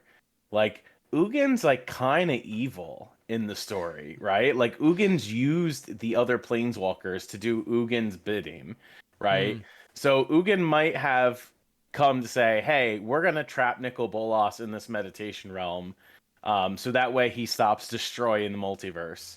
Um, but by the way, I'm going to stay here too with him. Um, in the meantime, Ugin was trying some stuff in the Zendikar story that was kind of evil. So, hmm, like, I think they're both bads, like both big bads. mm-hmm. So it's interesting to see what might happen in the rest of the storyline. Well, that's Who interesting. Well, I mean, we're knows? Who talking about, knows? yeah. Well, we're talking about planeswalking elder dragons. I mean, the notion that they're thinking on a different level and their morality doesn't align with the rest of the characters. Okay, I can, that tracks. I can buy And that. remember it during the March of the Machine storyline, we saw images of Bolas in the meditation realm. We don't know, according to the story, if the Phyrexian invasion had an impact on the meditation realm. Um, Hmm. so maybe this is going to clean up that story too. Interesting. Yeah. Okay. I just want Bolas back. Ugin's great and all, and I hope we get a broken Ugin. But just bring your boy Bolas back into Magic the Gathering, please. There was at a preview panel at a convention. It wasn't in Chicago. It was at, I think it might have been in Vegas. There was a little teaser for some upcoming sets, and they had a bunch of different images flash, and one of them was Bolus like roaring, and I had just a moment of like, and it flashed for like half a second, so like Yeah. they knew what they were doing, like that, and I was just wondering, and that hasn't gotten paid off yet, so yeah. Listen, out of Anyway, all the Magic like spoilers that we've seen over the last like 3 weeks, which has shown us basically the rest of Magic for 2025, before the main Tarkir spoiler season. Um, when they were showing the preview images for Edge of Eternities and Tezzeret is like the big bad, yep. Tezzeret in space, that makes sense. They left off that storyline Hmm. talking about how Tezzeret was going to be the big bad and how he wanted to become independent of like being under Bolas's command and stuff like that. Hmm. Um, Well, yeah, him. maybe we see Yeah. Bolas in space too. Who knows? Who knows? Oh man, Bolus coming to kind of reassert control over Tezzeret as Tezzeret is trying to kind of work towards his own goals. That could be interesting. Man, You Bolas thought you were going to be in independent? space? It's my Yes, please. shackles. That sounds amazing, dude. I'm so here for that. Okay, I'm in. Yep, let's do this. And also, one thing that I want to hear all about Charlotte as well. The event that you just did this Oh past yeah. weekend. I definitely want to talk about that. But before one kind of like final thought before we kind of get off of this stuff, we're talking about the Tarkir Dragonstorm. We're talking about the storyline. We're talking about Edge of Eternity. I think it is very important right now, given the direction that Magic is going, For those of us who enjoy the story and enjoy the mainline Magic IP, to revel in it, talk about it, celebrate it, and make sure to, you know, participate with it in whatever way you can. Go to the pre-releases, get your boxes, let Wizards know we still love this stuff. Because right now, I think a lot of people who love this stuff are focusing on the negative aspects of, Universes Beyond, and those feelings are valid. But let's make sure that we have the right level of positivity directed at the stuff, the Yeah. signals we want to boost. So, yeah, Yeah. just And I think I kind of talked about this before in a previous episode. Like, the one thing that I really hated when Aether Drift came around for the preview panel that they were doing on mhm. Twitch is immediately like just the comments that were going into like the Magic stream saying Aether Drift seems mid, and I'm like, brother, we haven't seen any cards yet. Yep. It's one thing to like not like the theme of the set, but you Sure. and anybody is welcome to any opinions that they have on Magic. Whatever your feelings are, your opinions are your own. Mhm. I don't think like the same folks who are like complaining about a set being mid because you don't like the theme of it from the Magic IP perspective should be the same people that are sort of like crapping on the unit versus beyond stuff. Because that means you're just like being negative about everything, Yeah. right? And we all will remember that not every Magic product will be for every person, right? There are folks that Mhm. love the Universes Beyond stuff. There's folks who love the Aether Drift stuff. I personally loved Aether Drift. I liked the idea of the racing teams, right? The Yeah, I wacky did too. races might not have been, or Death Race might not have been like an appealing theme overall for a lot of people. But if you sat and read the story and understood what was going on, I think that would change a lot of perspective and opinions that people had Mhm. about it. Because then you would understand why the story is the way it is. For a lot of people who follow the lore, it all connects together, right? Um, from the events that you experienced in sets before, in Duskmourn, how we came out of that into the Aether Drift story. Um, Visiting planes that were mentioned before but never were really like featured, right? It excited me because I really liked Amonkhet block back in the day. Amonkhet Mhm. an Hour of Devastation. And so the fact that we got to go back to Amonkhet to see what the plane was like post Bolas, and the return of an old god in Hazaret, and then the introduction of some new gods. Um, like that's the type of Magic story that I live for. So I Mhm. enjoyed Aether Drift for those reasons.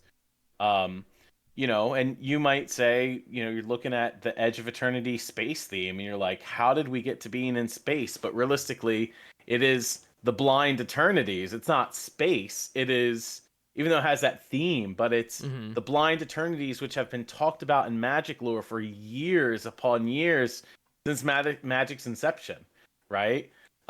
So I think, getting a set that's going to be based on that particular space in the multiverse, wrapping up some storylines. I mean, that's appealing.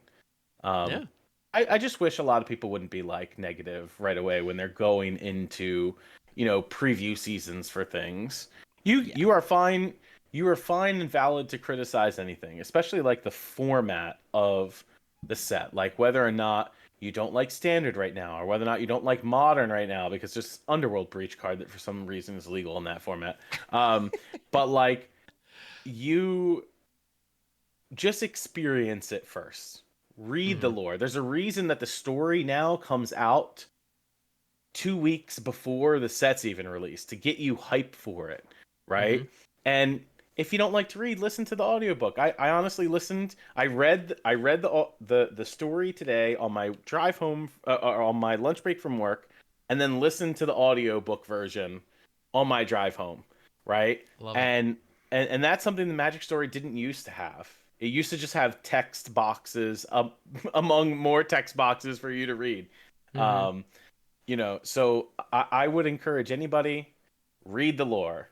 Don't pass Yes. judgment until you understand the ways in which the Magic Story is progressing, because it will explain the reason why a lot of things happen in the set, and what they are designed around. Agreed. 100%. Absolutely. And it's funny because Aether Drift is a very interesting example because I know when it first got announced, I was like, we're doing wacky races, Mario Kart with Planeswalkers. I remember I like genuinely rolling Yeah. my eyes at the concept. It just seemed so ridiculous. But as we started seeing preview cards and as we started, hearing more about the story, and it's funny because I found myself genuinely being I don't know. I found myself kind of charmed by it. I actually really enjoyed it, and like I made a point of trying to go in with an open mind and was pleasantly surprised to find Mhm. that Aether Drift actually had a depth of world building that was fairly believable, Yeah. and it actually has more to it than just Chandra's doing an Akira slide now. I think a lot of people the surface level, like, referential kind of pop culture elements are there. And if you Mhm. want to look at those and point to that and go, oh, it's shallow, well, you're choosing to not see the depth behind those things. Yeah. Which, and to be fair, in some other recent sets, like Murders of Karlov Mander and Thunder Junction, they had storylines that were attempting to flesh out kind of the world, and those didn't feel as good, like Right.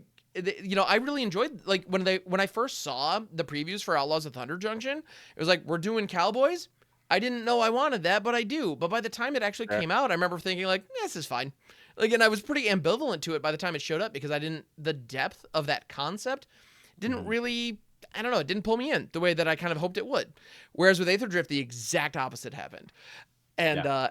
and I think these sets are not all created equally, but it's easy to look at some of these other sets that were recently very trope heavy and not as Yeah. engaging and just assume that they'll all be that way moving forward. And yeah, I just give yourself a chance to like stuff. Yeah, I think that's And important. listen, And the Tarkir's popular not tropey at all. Like, Tarkir is no. Tarkir, baby. Yeah. Tarkir's bringing you back to the nostalgia of when we first visited Tarkir.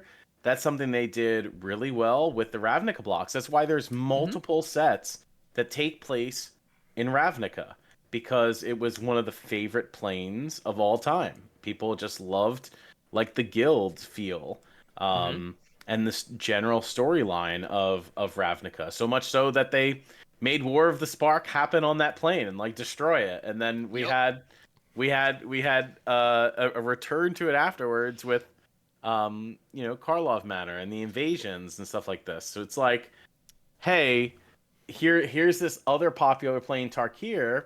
Folks like three color wedges. Mm-hmm. Um, I really wish we'd go back to Alara because it's been quite a while since then. Oh my goodness. Um, Well, and Hopefully we get to Tezzeret experience that. with Tezzeret at the end of March of the Machine, I believe he escaped back to Esper. Like, I think Yeah.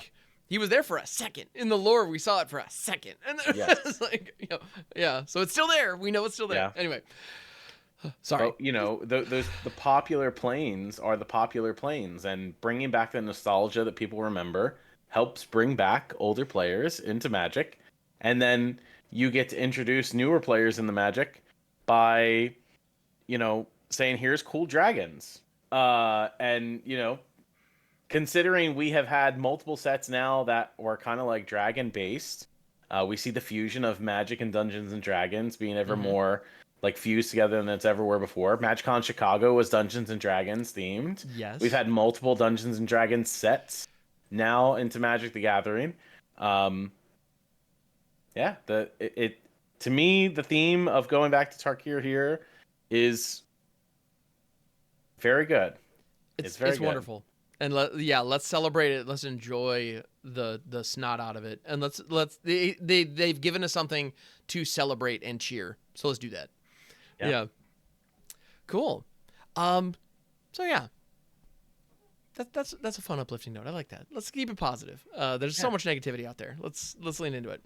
Um, but yeah, so the other thing that I wanted to touch on, so there's a big modern event this past weekend that you had the opportunity to jump into. Yeah. I want to So hear all the that stories, was man. the regional championship that was in Charlotte, North Carolina. I was not qualified, but my brother was, so I took it as an excuse to take another trip to go to Charlotte. I've personally Heck never yeah. been to Charlotte before, so it was my first time. Um, and the plane went up as quickly as it landed, and it was great because normally I fall asleep on planes, so it's great. Um, so we got there. I haven't really played much of Modern. Modern hasn't been enjoyable for me in a while, and that's fine. Modern's enjoyable for a lot of folks. It's just not my deal. I think I've said this a couple times on the podcast. Um, Too much like free spells going Really? on, Yeah. games ending quickly. What's wrong They, with they've modern? I don't. they've Actually, gotten rid that's of been bad these recently. But yeah, finally. yeah. Yeah. The evoke elementals are finally. I, Yeah. I will say, they've done a lot of work in the format in terms of like banning and unbanning things. Most recently, they unbanned a couple cards, like Faithless Looting and Mox Opal. And Hmm. so the number one deck enemy to beat the weekend was Underworld Breach combo with Grinding Station. So basically, the deck works out where Hmm. you get to play like 4 Mox Amber, 4 Mox Opal, Grinding Station, Emery, the new Tameo from Modern Horizons 3. Hmm. And so you basically mill all of your cards with Grinding Station. You keep recasting the cards out of your graveyard with Underworld Breach, because that gives your cards in your graveyard flashback, but you just gotta escape. I'm sorry, you have to like exile 3 cards. So you basically Hmm. take your lands that you mill or your extra cards that don't matter to cast for free out of the yard, and you continue to do this loop. And one of the ways you win is with Thassa's Oracle, believe it or not. So you go to 0 What? cards in your No. library, you cast Thassa's Oracle, it checks, you win the game. If it's not with Thassa's Oracle, you win with Jace, Wielder of Mysteries, which is essentially the same card. Yep. Um, but once the engine gets going, you win the game. You can't stop it. If you don't interact Hmm. with Underworld Breach right away, you do lose the game. Your opponent's just got to go through the proper motions of exiling the cards. And you can win as early as turn 2 and 3 with that deck in Modern. Um, I will tell you, I personally played the Black White Blink deck because it's got a lot of familiar cards for me. I got to play the new Ketramos. Um, I got to play Solitude, which is a free spell. I know I just complained about this, but it is a free spell. It does exile cards. It does trigger Ketramos. And it was a deck that had a good matchup against Breach because you're able to exile their graveyard with cards like Relic of Progenitus and stuff like that. Um, I will tell you, I played in 3 LCQs to try to grind into the regional championship. Each match, I played against Underworld Breach, and the Oof. LCQs were single limb, right? So like you pay $25, you get in the LCQ, you need to win 5 rounds in a row, and then you get an RC invite. And I kind of like that format. But round 1 of 3 events in a row were Underworld Breach for me, and while I won a game in the match in each match. Actually, I never got like Oh. completely destroyed.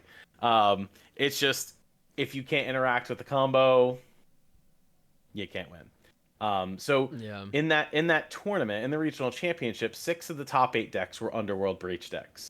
It by far had the best conversion rate of decks from day 1 to day 2.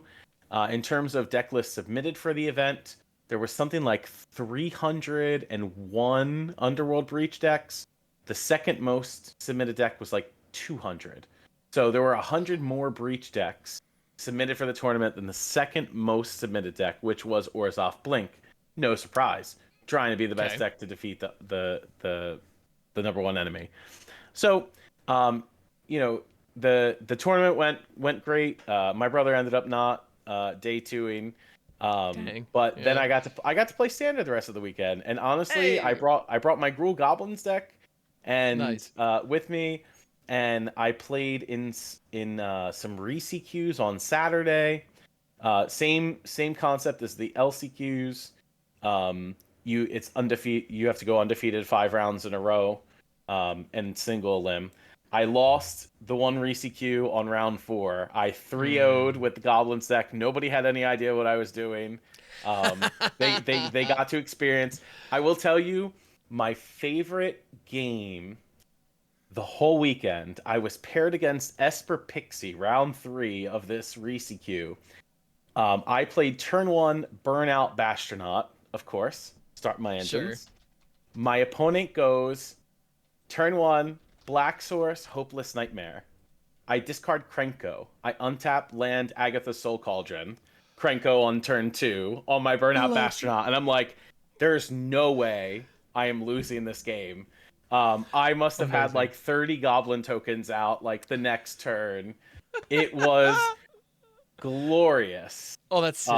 Yeah. And my opponent was like, "What just happened?" And I was like, "It's what happens when you cast Hopeless Nightmare on the blind, and you think I have nothing that interacts with it." And it's like, "Nope, here's this Agatha Soul Cauldron." That Um, rules. so it was great. Oh, It was a good time. It was really a good time. We got to explore the city a bit. There were thousands of players in that room playing anything from standard to modern to value vintage. There was a value vintage 1K where your deck can't be worth more than like $30 or something like this. Um, oh, that's and a yeah, thing. That sounds it's a amazing. thing. Yes. They had Star Wars Unlimited going on. Lorcana released a new set that weekend. So there was all that type of stuff going on. The Command Zone. There was a CDH 5K at this event. Um, I got to see some folks. I got to see our buddy Celtic Warrior Games was there playing in the Nice. CDH 5K with his Hashaton deck. Um, so yeah, we got to see some folks. And I That rules. actually, so we were sitting in the hotel for breakfast. We were in one of the hotels that got like free breakfast in the morning. So we go Nice. downstairs. I'm sitting and I'm wearing one of my Luna shirts, and they have the MagicJank logo on it. Mm-hmm. And so as we're sitting down, these two fellows come over and they're like, "Oh, you're Carlo from MagicJank." And I said, "Yes, I am."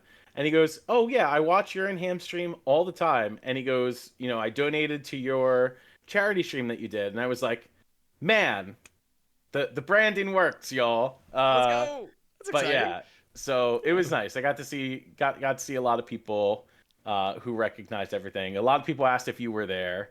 Um, Aw, so I at least appreciate they that. recognize anybody else from Magic Jank here. And I'm like, no, just me this weekend, Yeah. battling. So now we look forward to the next event, and I think the next event I'm going to is I'm not queued yet. I still got two more RCQs to play for the standard RCQ season. Um, but there is a regional championship that's in Hartford, Connecticut, like the second Okay. full week of May. So I think that's the next event I'm going to.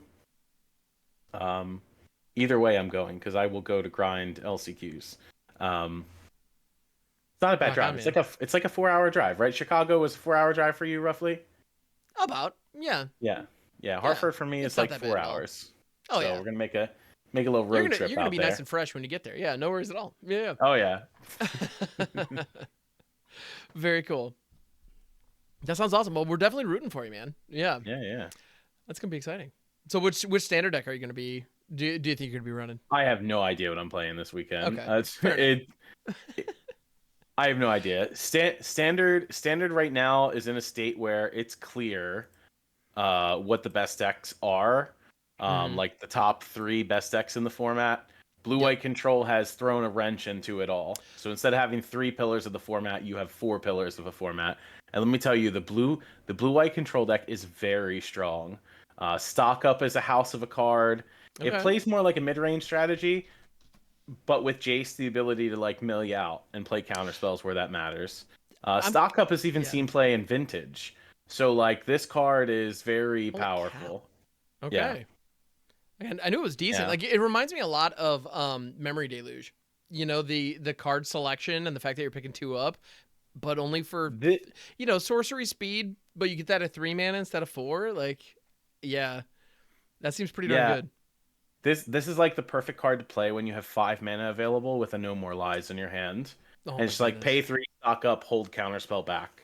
To try to dig for an answer. And Mhm. Beza does work, and the White Overlord just does incredible work on 4 mana. Um, Otherwise, you are a control deck that can kill your opponent just with that Restless Anchorage. So, and I'm glad that there's an established control deck in the format now because Standard was missing it. Mhm. Um, Oh yeah. Downside is when there's a control deck in the format, your more fringe playable decks become less playable. So Yes. while I enjoy playing goblins, it is just worse than Gruul aggro. And Mhm. so the control deck can beat up on it more easily than it can against the actual Gruul aggro deck. So Yeah. And that's the interesting thing that we're in the current standard is, having 3 or even 4 like viable, consistent meta decks that check each other and have interesting interplay between each other. Yeah. That is a healthy competitive metagame. Which is good, but you have an interesting. Yeah, I've been feeling what you're saying there. The idea that the fringe playable decks are kind of what were the tier 2 decks. I feel like the gap between tier 1 and tier 2 is just a chasm And right it now. Like was brewing and standard, trying to do anything but one of those 4 decks. Whew, it's tough, man. it was Yeah. only the week before the PT that we were sitting here talking about how, there's the 3 best decks at your tier 1, but like there's 12 tier 2 decks. Mm-hmm. There's no longer 12 Yeah. tier 2 decks in standard. Yeah, we have a good 12 tier 3 decks, but yeah. Yes, yeah, and that's just simply because the metagame became more defined. Mm-hmm. So you will see that Dragons of Tarkir, I'm sorry, not Dragons of Tarkir, Tarkir Dragonstorm, is going to come out in 3 weeks, and the metagame might change again, or your decks might get some more tools to them, like Aether Drift, provided. Standard's card pool is going to continue to increase until September, y'all. So September is when rotation will happen. You'll have, the oldest set in standard at the time will be Wilds of Eldraine. So, you're going to lose your March of the Machines, your Aftermath set. You lose Dominaria United, Brothers War, and Phyrexia all will be one. So you lose 5 sets. But by the time you lose 5 sets, you will have Tarkir and Final Fantasy enter standard. So 2 more sets yet to come before 5 sets rotate out of standard. So we'll see. I think you're gonna need rotation to happen for them to be a major shakeup, unless they choose to ban some cards in the format before rotation. I don't anticipate it happening. I'd be surprised. Personally, I don't think any cards need to be banned in standard. I know Kibler did a video suggesting some cards be removed from the format. I've been hearing a lot about that recently, such as like eliminating Monstrous Rage and Up the Beanstalk. And, I respect his opinion greatly. Yeah. I think standard becomes unhealthy when you start introducing bans. Unless you have to do something immediately because there's so much of a win percentage of a certain card. Remember, I think there needs to be this stark difference between cards that are annoying to play against and cards that are bannable.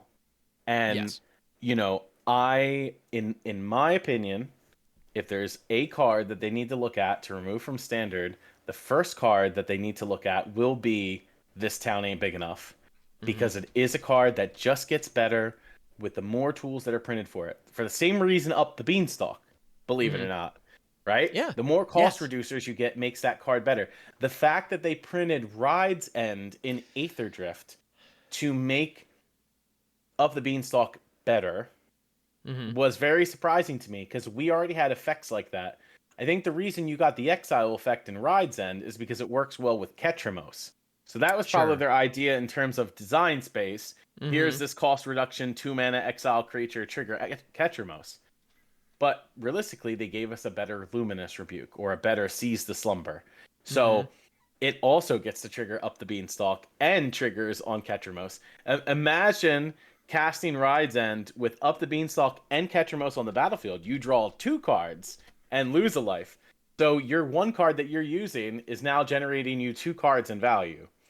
That is incredibly powerful, right? Anytime you can replace the spell that you play with another card in your hand, essentially is giving you like a quote-unquote free spell. I know it's not free, but it's giving you a free spell, a free resource to be used. This Town Ain't Big Enough does the same exact thing, because it's letting you recast your own spells, getting the value out of the spell again, with the ability to loop that card with Stormchaser's talent, right? And the fact that you can just keep doing that over and over again until your opponent interacts with it somehow, it's very powerful. Oh yeah, it's very powerful. It is. No, 100%. And I'm kind of, it's funny. I'm pretty sure YouTube was trying to it was encouraging me to watch that Kibler video recently. I haven't yet though. The fact Mhm. that Up the Beanstalk and Monstrous Rage were called out, because I can appreciate that he's calling attention to those cards as well. I'm inclined to agree that right now those incredibly powerful cards are checking each other in a way that does create an environment that looks okay. But yeah. So I don't think we need to start banning stuff, especially if the intention is for the paper standard game to be a healthy investment. And if you ban those cards, the meta gets completely shaken up in a way that invalidates the vast majority of competitive decks players have, and I think that's not great. As a brewer who's playing on Arena right now and is always trying to experiment with stuff, I would love to see the aftermath of a ban like that. That is selfish and does not represent what is going to be best for the majority of players. So I want to make that clear. And like, I'm with you that I don't think anything necessarily needs to be banned. But it's funny, the 3 cards that I think are right now, like, I feel very much like if I'm brewing anything in Standard, anything at all, I need to pick either Up the Beanstalk, Monstrous Rage, or This Town Ain't Big Enough, and just figure out what I can put around it that'll support one of those cards. Like, they are driving everything. The most successful brew that I put together recently that people keep telling me is a lot of fun. I built a 3 Blind Mice doubling season deck that runs Doppelgang. Yeah. And so it's a very fun deck that does this huge token nonsense thing because you Doppelgang doubling season and get weird. Well, and you might be wondering, well, how the heck do you get there? Well, it's because it's an Up the Beanstalk Overlord of the Hauntwoods build, and I put Stormchaser's Talon and This Town in it to buy time in the early game. And it works because it's Overlord of the Hauntwoods, Up the Beanstalk. Pretty sure I have Sunfall in there because sure, why not? Like, right. And it's like, yeah, at the end of the day, I'm doing this kind of fun, goofy thing, but it's just off the back of the domain deck that we know. And so, like, it doesn't play like a fun, unique build, even though some of the board states that you're creating are kind of fun and interesting. At the end of the day, it's like, no, these cards are just busted, and I'm using a suboptimal win condition that makes this big board state. Like, but at the end of the day, I'm just getting there off the back of the known shell.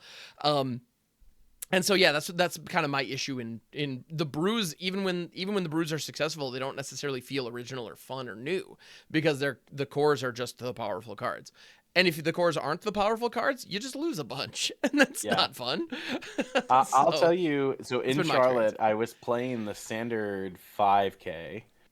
On Sunday, and I got paired against mono red. Okay, sure. Yep. But playing Leyline of Resonance. And so opponent goes turn 0 Leyline of Resonance, play land Heartfire Hero. I think I was on the play. I played a creature, but I'm on goblins, so I gotta land like 3 goblins on the board, right? And so they go, okay, land. I'm gonna attack with Heartfire Hero. So I just say no block. I'm like, there's no way I die this turn, right? Wrong. Tap the card that gives +3/+0, and when the creature dies, you get to manifest dread. Turn inside out. Yep. So turn inside out. They get 2 of those on the Heartfire Hero. Trigger Valiant. I take 8. Callous Sellsword me. I lose. Take 16. I died on turn 2 in Standard.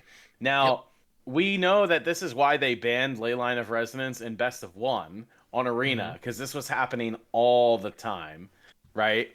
Oh, yeah. I'm not advocating for Leyline of Resonance to be banned. I should just be playing a better deck, right? Well, kind of. If I had played a removal spell on that Heartfire Hero, they still would have got 2 creatures, right? Yeah. And I still would have taken some amount of damage from the Heartfire Hero dying. So nothing would have changed that. But the fact that like that exists in Standard, that's without Monstrous Rage. So like we could say, hey, Monstrous Rage is like a broken card, but I would argue that the Leyline of Resonance turn 2 kill is more egregious, though it happens less often, right? Yeah. Well, and as a result, though, like now you pretty much, because that exists, we're in a scenario where you pretty much have to play Torch the Tower or Cut Down or some flavor, even a freaking unsummon, like something at 1 mana that can interact. Otherwise, you might just die. Fatal push formats are fatal push formats because they have to be, you know? And Standard, I always thought that Standard wouldn't become that. And, granted, this isn't like, there aren't 3 decks doing this. There's the one, and they have to have a very lucky draw. But the fact that it's even possible is scary. You know, that's Yeah. yeah, that's kind of nuts. And the problem is, as new sets come out, um, the only cards that will change things are the ones that are faster.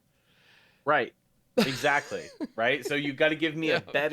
a better tool in the next set to replace one that already gets the job done.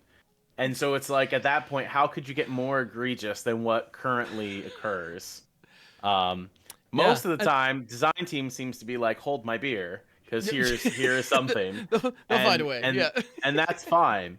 Um, but some of this stuff will change over time, and there's a reason why that deck isn't like a tier 1 standard deck anymore, right? Because it Yeah. maybe isn't always consistent, but when it does the thing, it does the thing. um you know the removal Yeah. is very good in standard right now, which is why a lot of people stopped playing that deck in best of Yes. 3. Um, so if you happen to catch somebody with their pants down and who aren't playing like a fantastic removal suite, you're just going to win those games, right? 100%. Um, you know, all of the Yeah. other decks in the format, not goblins, can deal with what opponent is doing, right? Mhm. So I have to imagine that like those opponents have, or those players have, a very hard time paired against what's considered one of the top tier decks. Um, Mhm. yeah, Yeah. Yeah. It's interesting. Yep. I but yeah, personally, yep. Yeah, I think ultimately that's the bottom line um when it comes to the actual playability of Aether Drift. You know, when yeah, people say, "Oh, well, Aether Drift just didn't really shake things up that much." It's like, "Well, how could it?" You know, like everything was so ensconced and so entrenched, you know, that yeah. But yeah, I mean, Ride's End is pretty decent, and I know Momentum Breaker is seeing play in some yep, pixie lists, so it okay, is. but that's pretty much well. And then Ketchermos is just kind of its own beast. But even then, Yeah, Ketchermos is seeing play in other formats before standard more than anything right now, yes, anyway. yeah, Um, and it's so interesting to take yeah. a card that's just that powerful and it not making a big impact in standard, even though it's printed in a standard set, more of an Mm-hmm. impact in other formats for the value it provides. Uh, if I had to bet money, when rotation happens in September and Mm-hmm. we lose 5 sets of very powerful card, well, 4 sets plus aftermath, Right. um, of very powerful cards, Mm-hmm. I think you'll start to see more of the cards that are in sets like Aether Drift and Yeah. Karlov Manor start to see more play because they Hope weren't so. very hype, right? Karlov Manor was the first set that they took into account a 3-year standard rotation and Mm-hmm. how it would interact with older cards. So everything else that they've designed post Foundations are meant to interact well with Foundations. That's the whole purpose of revitalizing standard. Give you this set that's legal for at least 5 years and allow those new players to build upon those collections. So you can't give somebody you cannot print you can't do what Wizards was doing years ago, which was their answer to attacking very powerful cards was to just print more broken ones. That Yeah. didn't work, right? That led to lots of bans in Standard, and Standard was really bad for a long time. Um, I would rather them give me 4 out of 6 mid sets during the year Mm-hmm. and 2 like more powerful ones than now that we have a 6 set release standard year. Same. Um, that I'd rather have that. I don't want to Mm-hmm. see broken cards like Shieldred and um, maybe Ketchermos printed in every set. I don't want that. If the idea is to slow standard down a bit, which considering the previews that we've seen from Tarkir so far, and seeing what we've seen in Eighth Drift, if Mm-hmm. the idea is to slow the format down to let mid-range decks come to light, I think that's fine. Problem is, Domain is the best mid-range deck that you can play, Yep. right? So we have to wait for rotation to happen, and then maybe cards like that we talked about on the episode today, where Mm-hmm. the Narset becomes a playable card, where the Baby Rhino becomes a playable card, where I have to Mm-hmm. pay 3 different colors of mana fairly on turn 3 to play a threat. I'd Yeah. rather that exist and that be the standard format than super fast Gruul aggro or domain, Agreed. right? Because it would be Yeah. more enjoyable for newer players for it to be like that. It'd be less power heavy, and you could play your fringe decks, right? I want to get back to where standard was literally a month ago, where I could play 15 Hmm. different decks on the arena ladder, hit mythic, and challenge what was the existing standard, right? Agreed. And it's so interesting how that changed in a month from Pro Right? Tour results. It's so interesting. Um, so if that means we got to slow the format down by printing mid cards, give me that. 100%. Yeah, a sentence that I find myself saying a lot, like a lot these days, whenever I'm reviewing cards, or looking at whether it's looking at previews or whether it's talking about like viewer brews and like other cards that people are talking about. A sentence that I find myself saying a ton, like every day now, is I want to play in a standard where this is a good card. I want to be playing in a standard where this is a good card, but we're just not there right now. Yeah. And Skirmish Rhino is a great example. Like, I want to live in a world where a slightly more efficient Siege Rhino is like Yeah. the best option at 3. Like, I want to live in a world where this card is a great card, like Siege Rhino was. I Yeah. want that. I don't think we're there, but man, I want that. I think Yeah. that's a cool idea. And we're not going to get there if we don't get a couple of couple of OG Ixalons to slow things down. It just is what it Yeah. is. And if Yeah. that's what these sets are, let's still enjoy them. I also hope that they take the Universes Beyond sets as an opportunity to throttle things down, because those sets will have market viability and will sell even if every card in them is garbage, just because of the strength of the IP. Obviously, they're Right. not. We've seen some very cool cards from those sets, and we Yeah. know they're going to try to do those properties justice. But the Cloud card could be a reprint of Grizzly Bears, and people will fight over it. Like, Yes. it just Yeah. Yeah. will, because it's the Cloud card. So like, I'm hoping that Wizards takes that opportunity to kind of slow the pace of the standard legal sets that are carrying those IPs, 100%. knowing that the power of those cards does not need to sell those packs. I Mhm. really, I'm hopeful. I'm just fingers crossed that that happens. Yeah. Anyway, That being said, are you ready for Final Fantasy?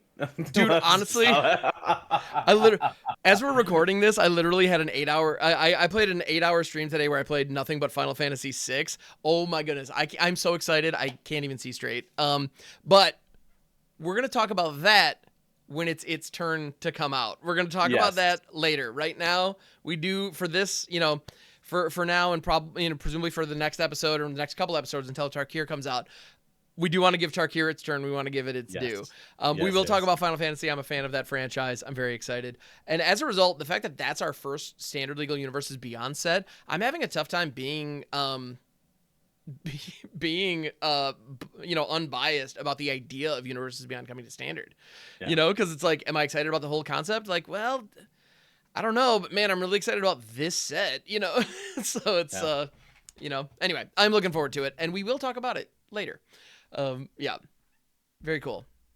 So yeah, well, thanks so much for chatting today. It's been a long one, but we had a lot to cover and a lot to talk about.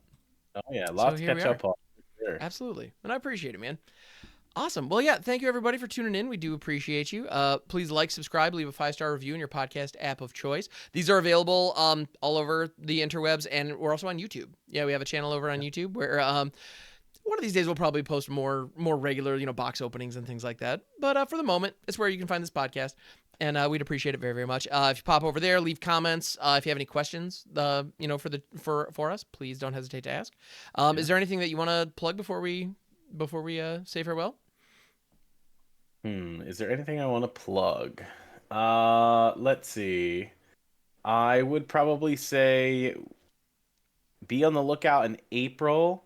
There's a big charity stream thing that some arena streamers will be doing in conjunction with the American Cancer Society. So be on the lookout for that, because I think the people who are participating are going to be doing it's called like All Trolls, and it's going to be basically you donate to make the streamers do some silly things while playing Magic. So be on the lookout for that. More info to come. Heck yeah. Awesome. And yeah, we're also all streamers. Our links are in the description. So go drop follows for everyone on the team. Because if they're on the team, it's because they're cool people, and you should follow us. So rock on.